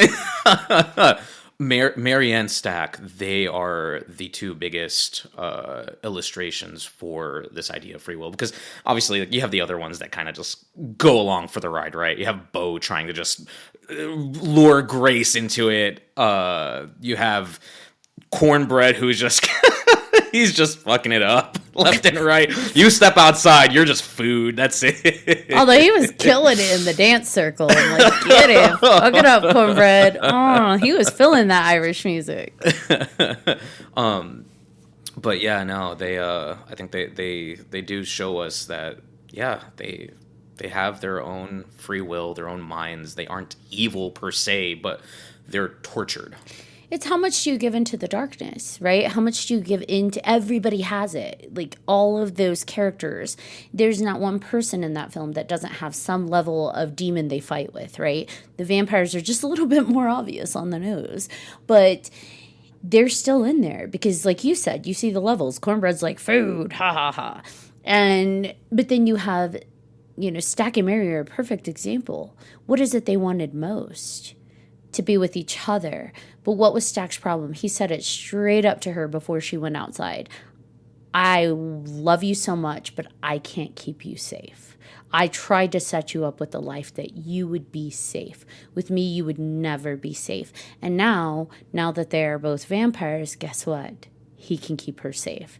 And he even did that in that moment when all hell's breaking loose in the barn and all things are on fire at the sawmill. He gets her out of there. As soon as things are getting heated, he's like, get out, go, go, go. Like his first thought is to protect her and then go fight. And that, again, speaks to the fact that they're still in there. They are just tortured souls. Yeah. It's so sad. But I love their love story. Yeah, no, it's great. Well, it's actually funny now that we're talking about them. There is this element of them keeping each other grounded also, because when you think about it, when Mary is first turned, she is sort of this feral monster. She looks up at everybody and says, we're going to kill all of y'all. And then she dips. But,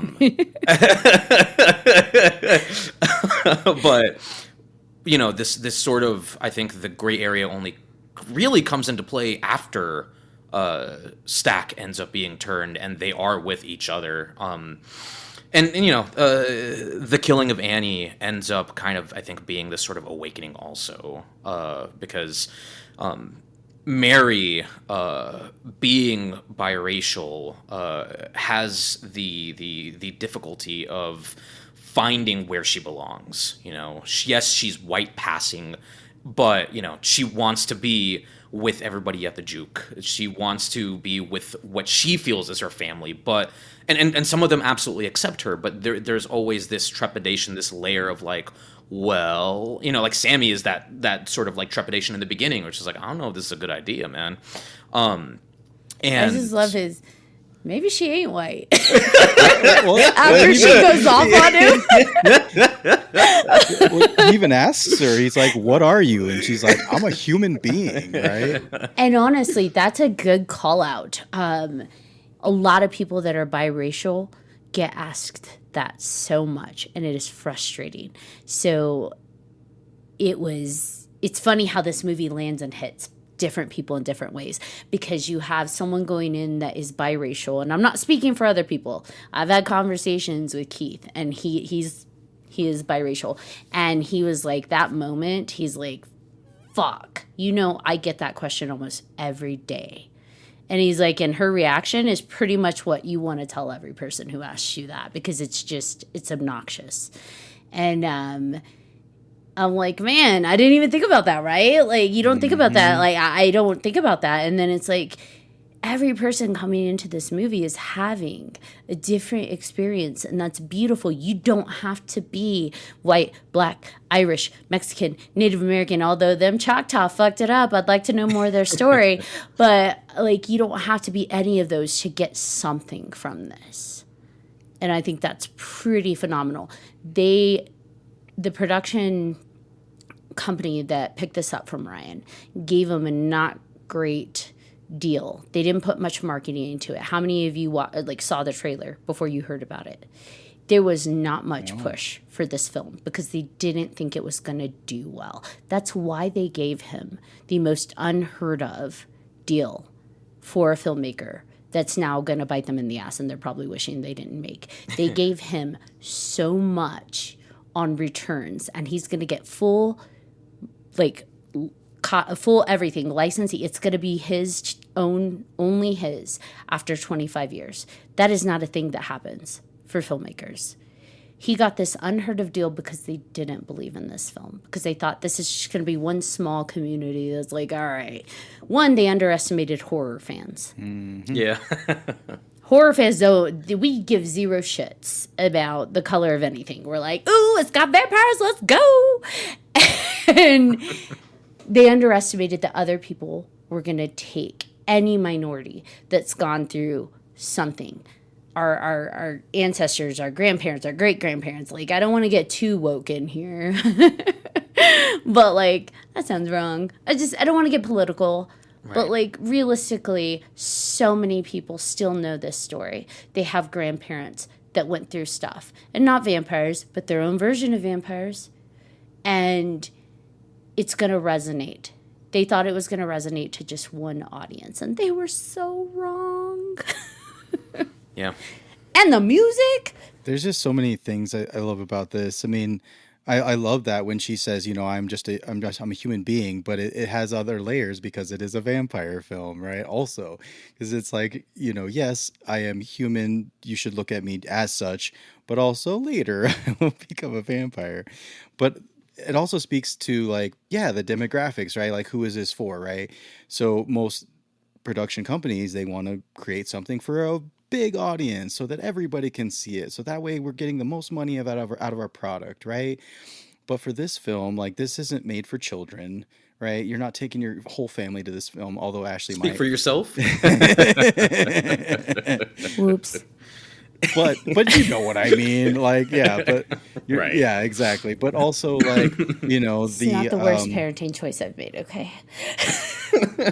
I think that the big another, obviously, because of the way the film is, it is like the strength of it is the diversity, all of it, right? It's not you know, white led. It's everything, and you see that throughout the whole film. And I think that, I don't know, I mean, obviously, who knows if that was part of it, whether or not they, you know, I don't know what the deals are, but I feel like that was such a. There weren't any Latinos in the film. That's the only thing I was pissed Yeah, that was I was upset with that too. Y'all? Although Mississippi back in the 30s, I wouldn't know if that was even a thing.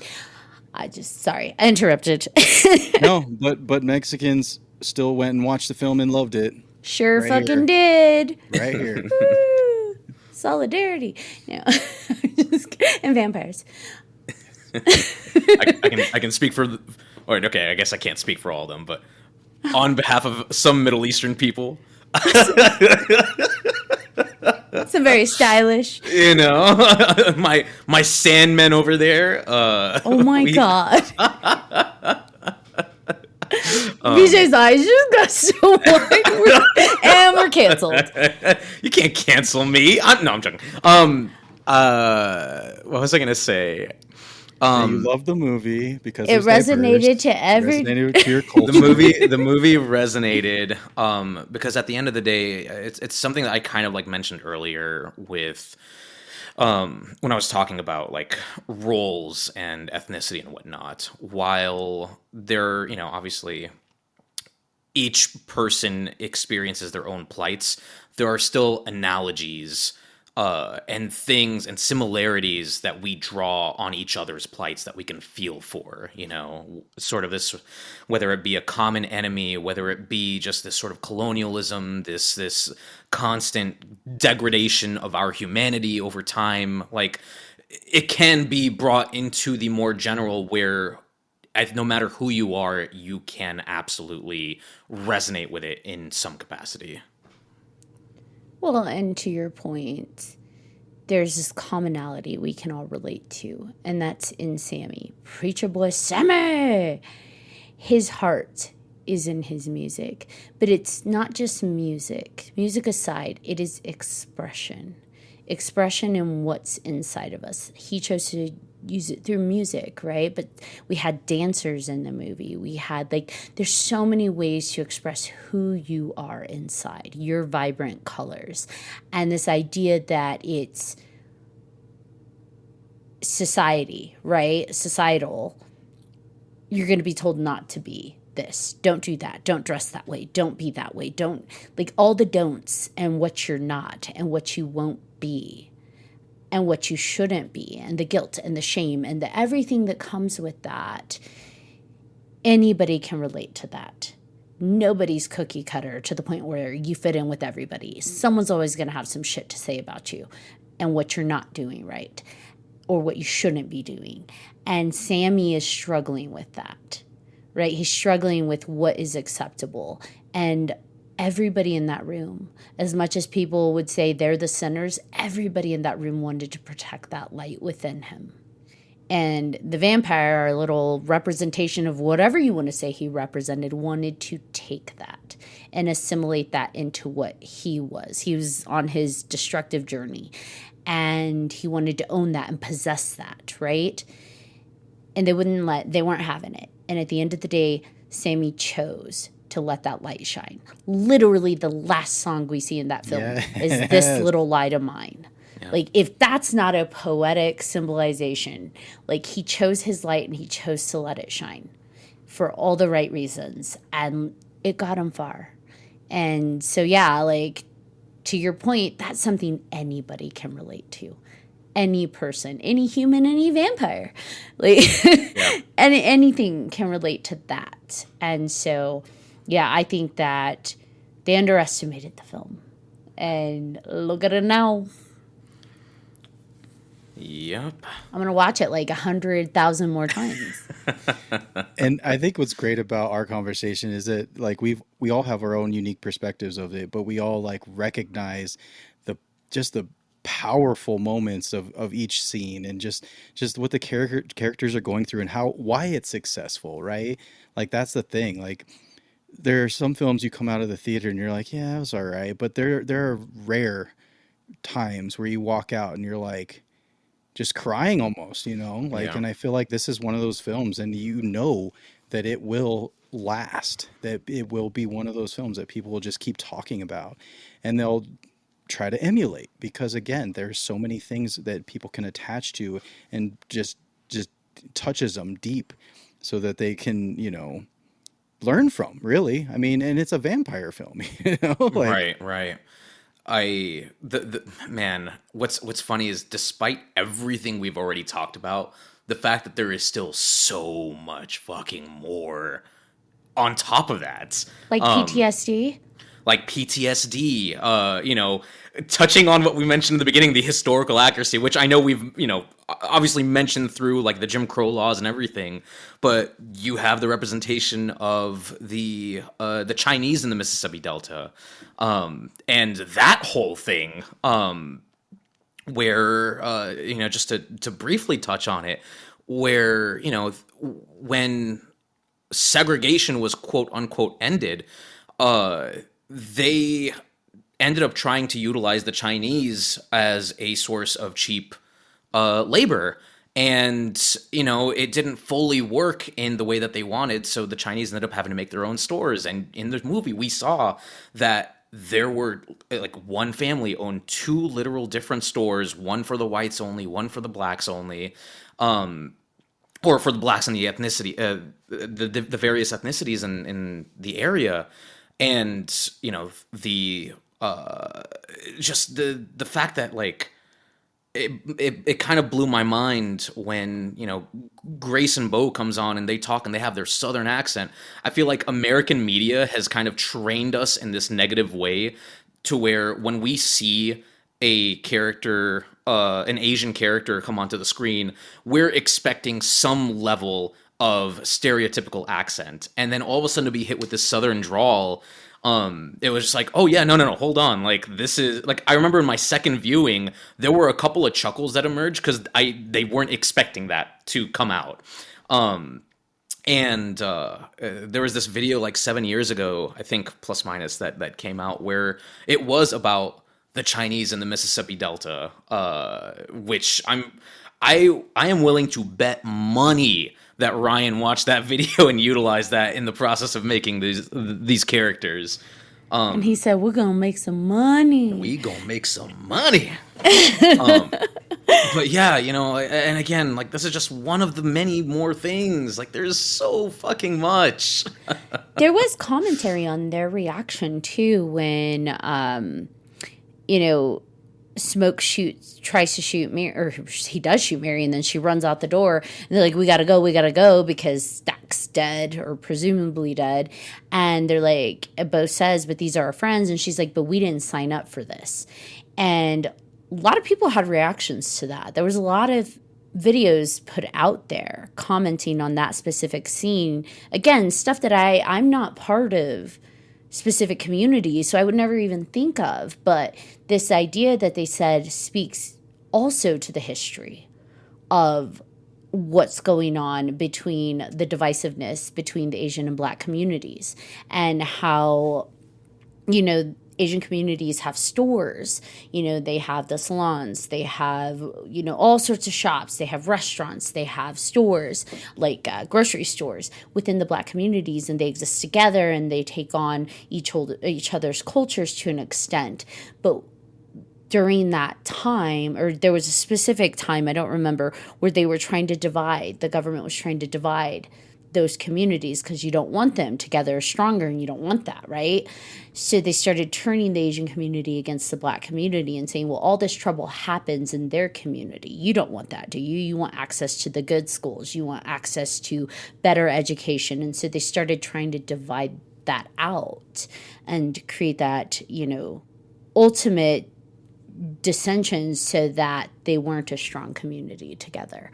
And it was interesting how many videos were commenting on that was a really good example of this idea, like, you're down to party with us, but when stuff gets bad, you don't ride with us. And I'm like, oof. I don't know if that was the intention, but if that's the case, like, wow, another, like you said, like, so many powerful scenes that people can pull analogies and symbolism from. Whether that was the intention or not, I don't know, but a lot of people seem to take that from that. So yeah, and also it's you could look at it a couple different ways, where these are our business, these are our clients, these are our friends, but this is not our family, because that's the big thing, is that they have their kid, they have to get back to their family, they have to, we are the parents, we need to be a family, and we need to get out of here because there's danger. But yes, there is that too. Like, do we can we still be part of this whole situation outside of that? And I feel like with what is her character's name? Grace. Like, she, like, for me, I actually really like Grace. I really like her character. Like, she's so like powerful, and just like in your face, like, just like tell you how it is, like, which was unfortunately like the detriment at the end, right? Like, that was kind of. Was it though? It had to happen. It had to happen. It had to happen. It did, and that was the way. So, but yeah, like, and but that was her. It was her kid, right? Like, it was her family. That's what she wanted. She's like, no, like, this is what matters to us. Like, we work our asses off for these stores because we want our family. We want our daughter to have a good life.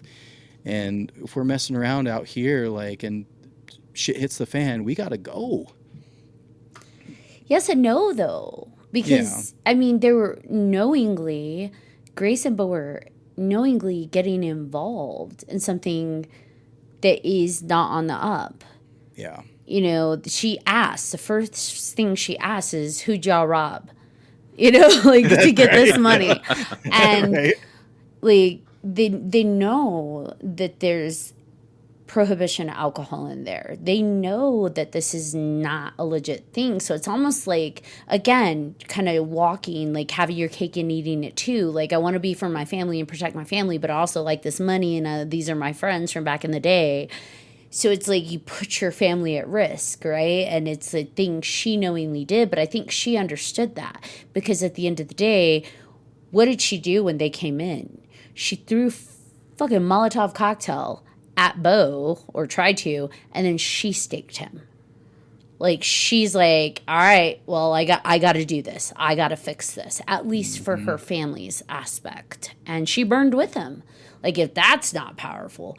But Ryan built and wrote very strong character-driven world of female strong characters. Yeah. Because not one of his females in this movie was anything but strong and vocal. Mary, what does she do? She cusses Stack out when she sees him in public. She doesn't care what anyone thinks. She's very vulgar about it too.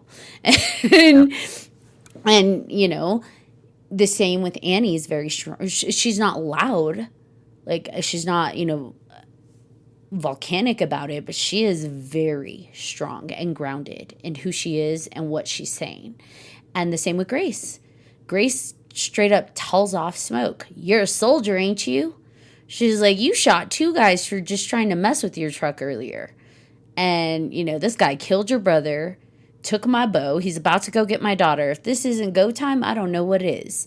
And it's like, damn, preach, I love Grace, that line. preach. So good. And So good. she's not wrong. He is so a very strong female-driven, you know, world that he created, and I love that so much. I don't know how I sidetracked to that, but yeah, No, Grace. yeah. I honestly, that may have been my favorite line of the movie. What she said, you know, like, if now ain't the time, like, what is? Like, let's go. Let's fucking go. I was like, Now ain't go time. I don't know what is. And, you know, she let them in, sure, and some might say, whoa, how dare you, Grace? But it's like they were just at that point hiding.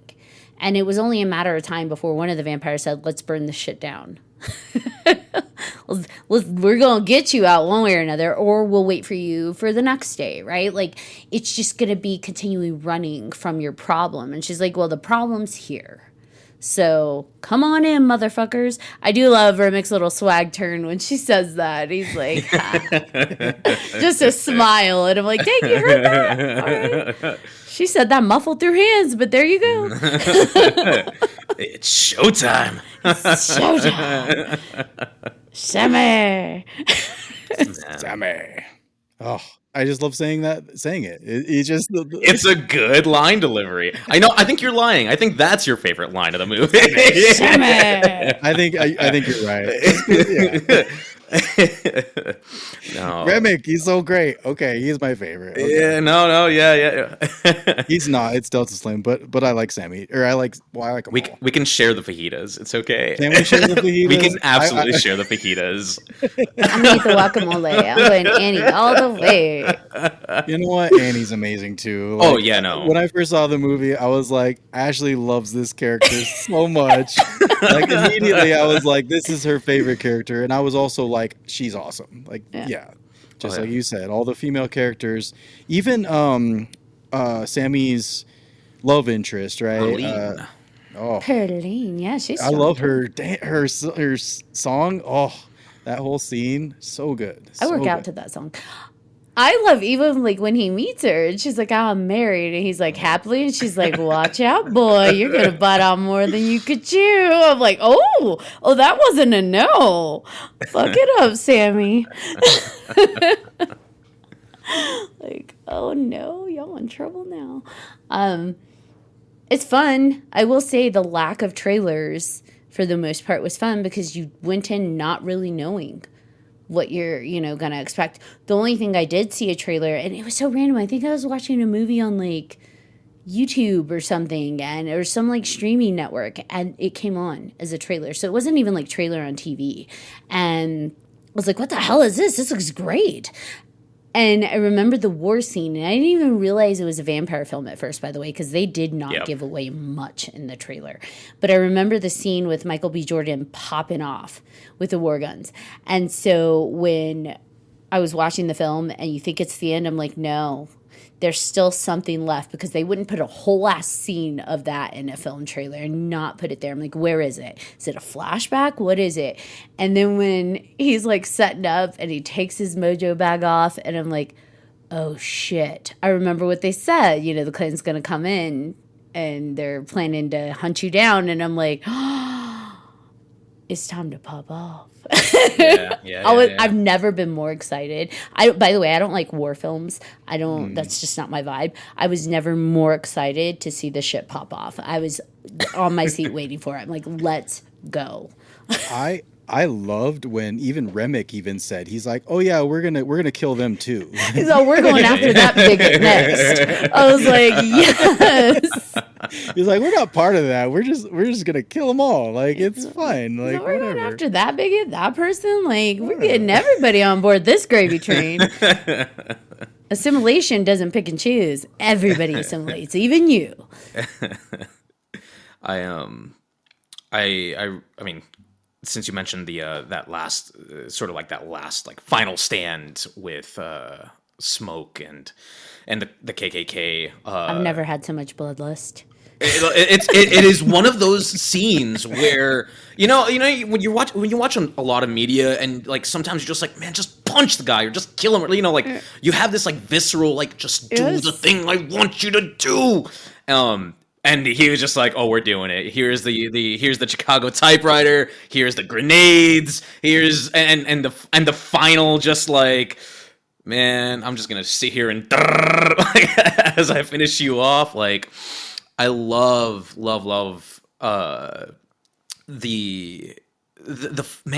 so in that final imagery where he takes off the mojo bag, because there is nothing left to be protected from. He's lost everything. But also along with the mojo bag, he has a coin, because he has the 2 coins that he wears on his necklace. I thought those were like his dog tags. What are those? I think one was for him and one symbolized his brother. And he has one of them which symbolizes his brother, and he put it on the Tommy gun or the Chicago typewriter, whatever, the machine gun. So it's like he went off with a bang, kind of like with his brother with him, just finishing off what they started. And my question for y'all, which I came across, it was either on a video essay or it was in an article or something. You know how when the KKK, they come up and the doors are locked and whatnot? Do you think there's a chance that Stack was in there and that his brother was actually protecting him on top of doing this final stand? Because I saw someone mention that it is possible that Stack was, he was up there. I don't know, because then would that mean that Mary was in there too? Well, Mary, I mean, I guess maybe, but he did have her run off. But, that entire final scene also happened, just before sunup. I think it's fair. I think it is very possible that he wouldn't have gotten far with anything. And so it's I think it is possible. I'm not saying I believe it. I'm just saying it's possible that he really was protecting his brother to the very end. I think that's a good point, because they even mentioned, when Remick is when they're walking away, he's like, we walk slow if you want to invite us back. Because it's a long way to get to where we're going. Because he made it a point. It's yeah, we walked here. We didn't drive here. So between houses, it's probably a good distance, right? So yeah. I don't know. Yeah, it's possible. Yeah. And I also think just from a strategic perspective, not that I'm a soldier, but given where his guns were set up and all of the firearms, he would need them to stay out, because otherwise there's too many places they can run and hide and counter, combat, whereas keeping them locked out, they're out in the open. But I think that a lot of people had that excitement to see this happen, because so much helplessness and injustice happened throughout the entire film, and you hear stories that happened to Delta Slim and his musician friend and everything they're constantly going through. And it's just man, I couldn't really take it out on the vampires fully, but I can take all of this out on you. I could take the racism. I could take the vampirism. I could take all the loved ones that I lost tonight. Everything that's compiled. He can just let it all the way out on these people that ultimately have made him feel not hopeless, but made him feel inferior his entire life, right? And it's just not even made him feel that way, because I don't know if he felt inferior, but have constantly placed him in an inferior space, right? And so to get it all out, I feel like all of the anxiety and tension and everything he lost, because I think they very much chose to show us each and every person's face before that scene happened. Their happiness, their warmth, Annie, Grace, Bo, everyone just having a good time setting up this space that was ultimately supposed to be their slaughter zone. And it's like, okay, well, all of that anger, all of that grief, I'm going to take it out on you motherfuckers. And yeah, I think that it was so powerful. And I just love that they wrapped it up with, hey, put up, Annie says, put out that cigarette. I don't want to get that smoke on the baby. I don't want to get none of that smoke on the baby. Because that wasn't, if you notice, she never called him Smoke. She called him Elijah. Yep. She called him by his real name, Elijah. And yeah, I thought that was really just, it was beautiful. It spoke to, she always addressed him at the heart of who he really is. And she brought him back. Because again, after that was, I think, part of the reason why they did that, right? Is, after all this killing and all of these, you're in that, so you got to come back to humanity somehow, and that's how they did that, and it was beautiful, and and he just wanted to hold his baby. At the end of the day, all the grief, all the loss, everything, his heart was always hurting for that child he lost. And so to have both of the people that he loved that he lost, because ultimately he knows Stack isn't dead, so it's not like he lost Stack per se.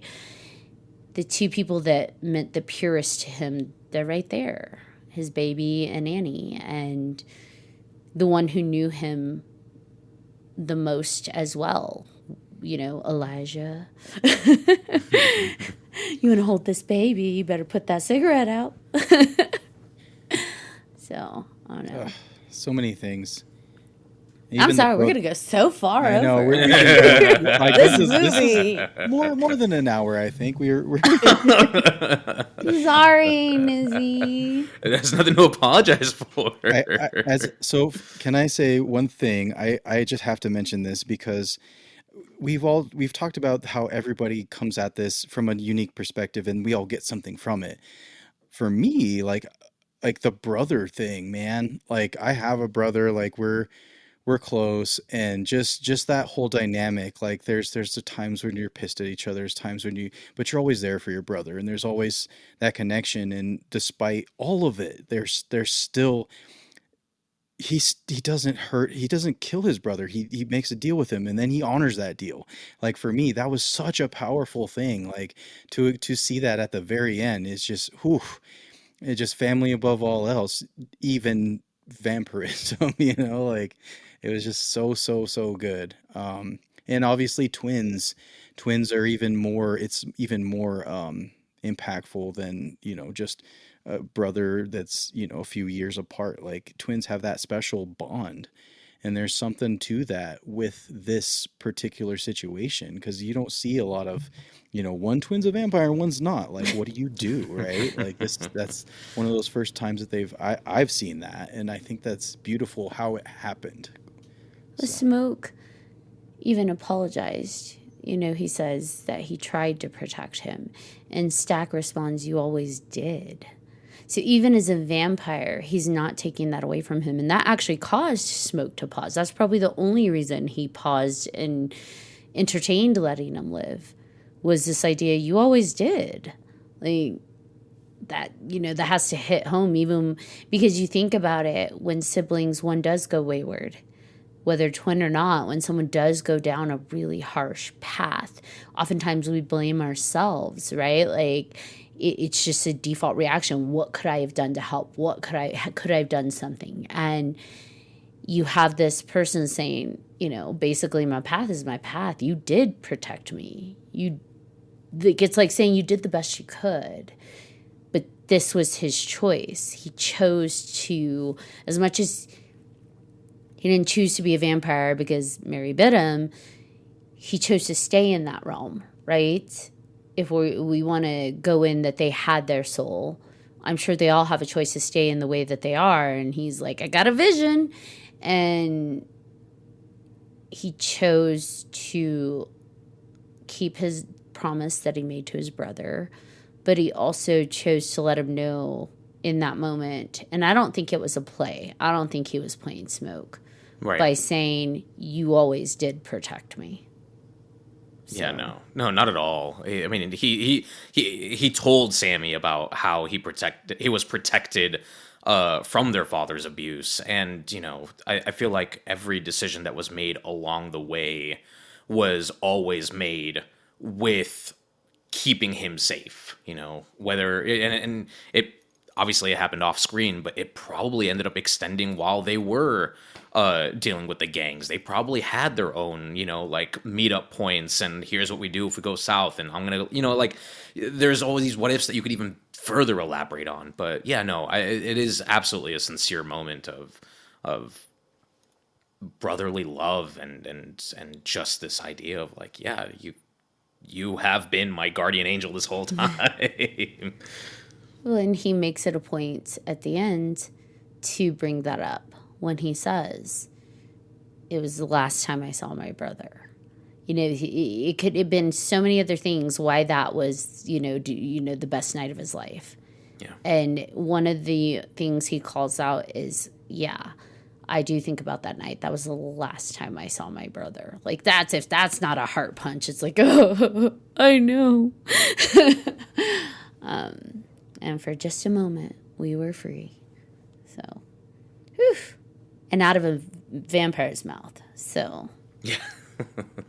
Like, that's a powerful movie. Do you guys have any final thoughts on this amazing movie? I know we should probably start wrapping it up, so I'll be responsible.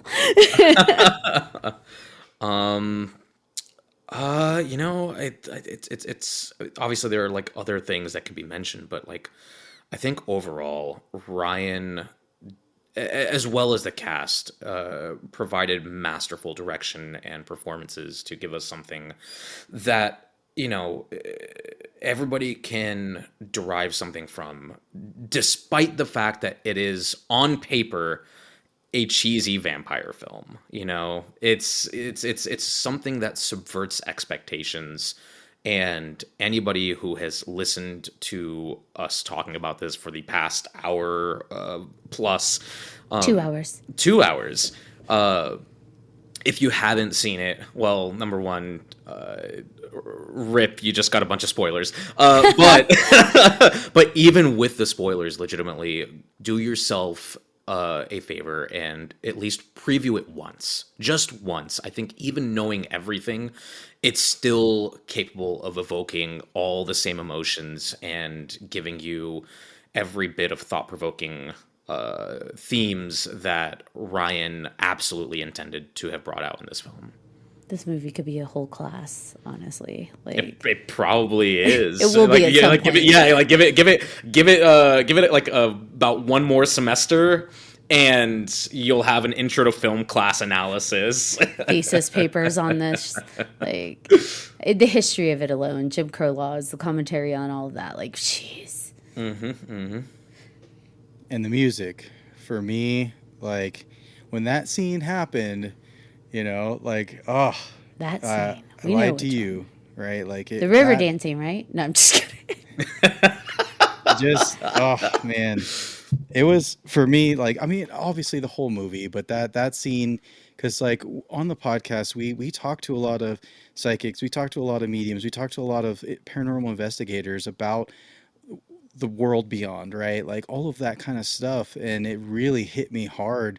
Just because we've talked about music so much and how that affects the spirit world and how you can connect with different things that way. And just to see it the way it was done and to bring in, like, it for me, it was like, this little light of mine, all the light from all the different cultures all together, all at once. And just, you see it. And I have never seen that before. And it just hit me hard. Yeah.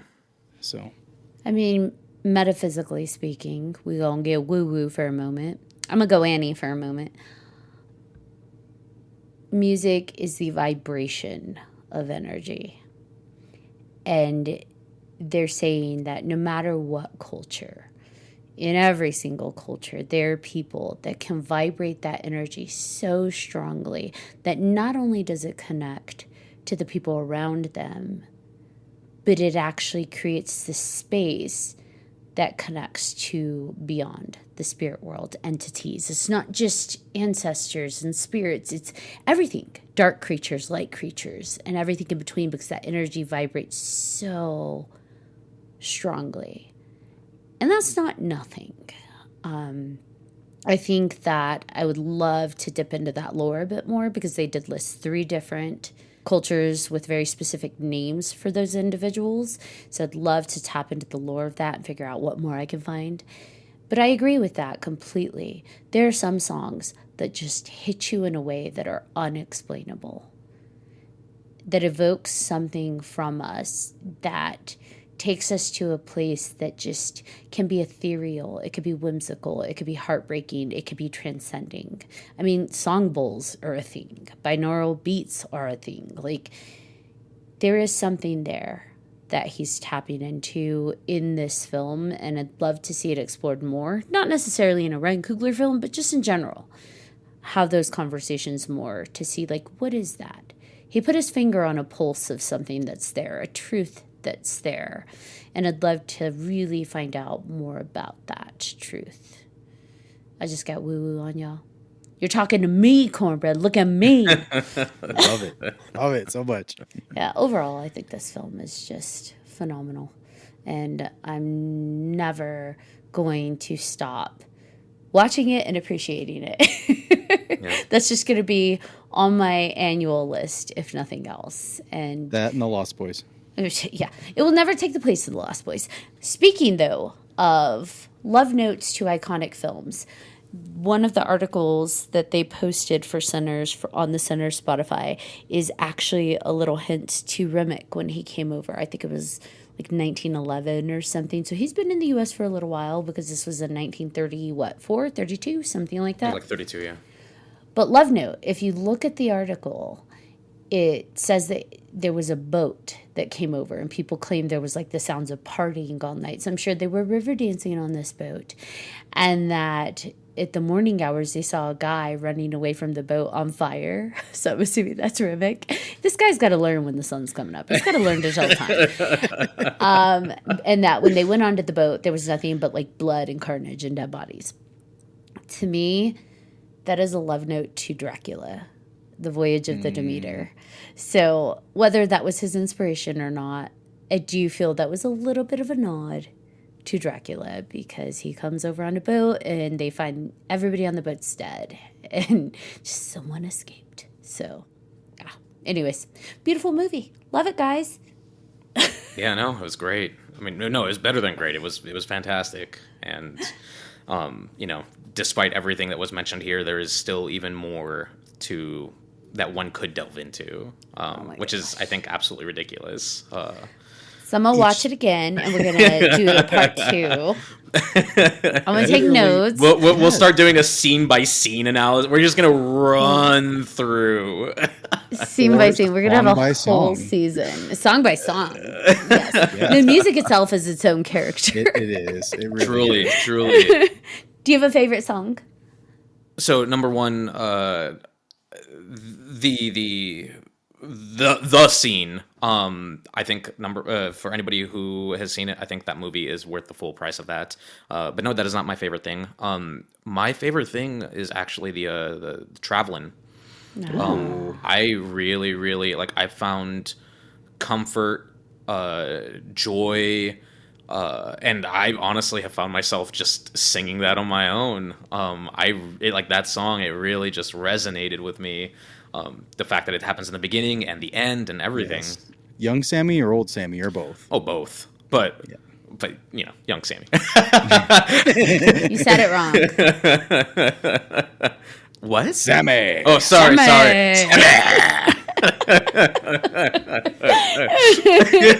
title of this episode is just going to be Shimmy. Just get a Sammy compilation. I'm gonna do it. What about you, BJ? Okay, so I Lied to You, number 1. In Moonlight, number 2. And the one we haven't brought up yet, Seance. The lyrics to it, it just hits you. It hits you hard. But for me, that one was good. Who doesn't love a little like tormented star-crossed love? Yes. A little forbidden. That's why I love demons. I'm just kidding. I think for me, I'm always going to be a fan. Hello, Lunar Goddess, Pale Pale Moonlight, or Pale Pale Moon.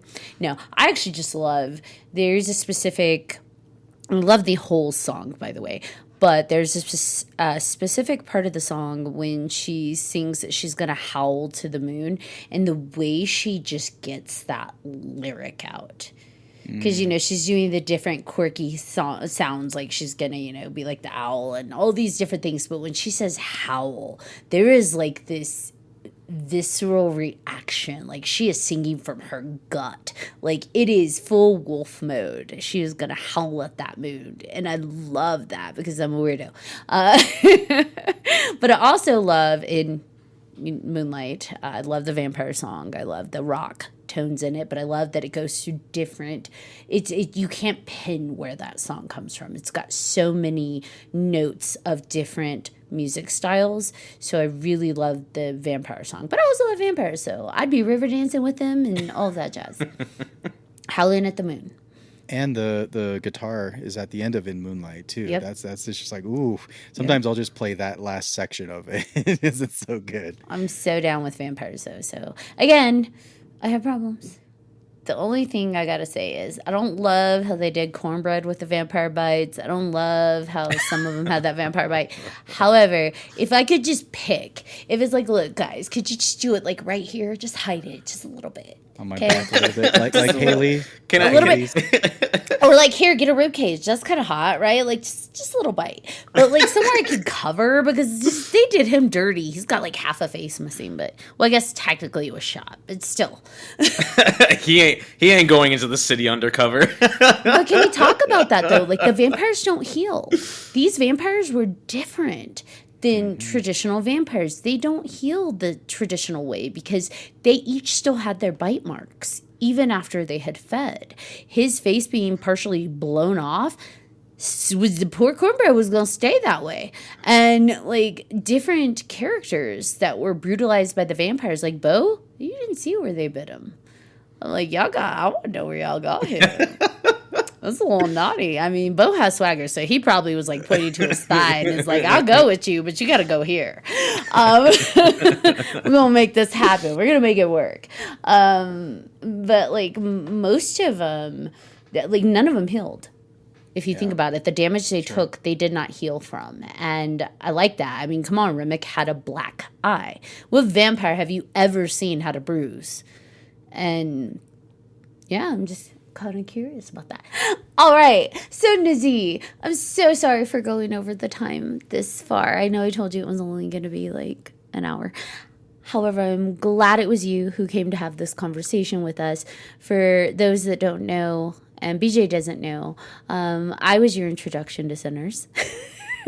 It's true.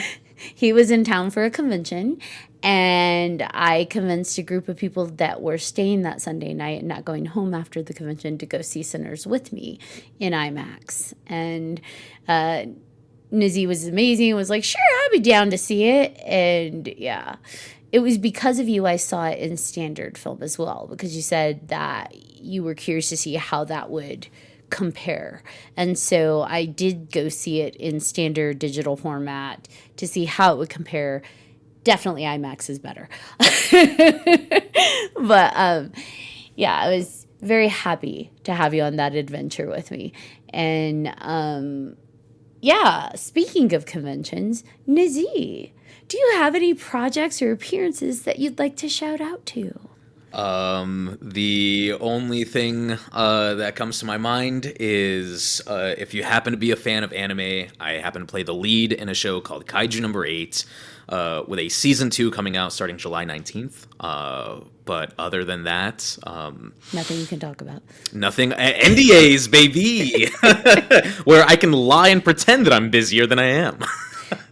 But you are busy, okay? I am, but that's neither here nor there. I know how much you fly.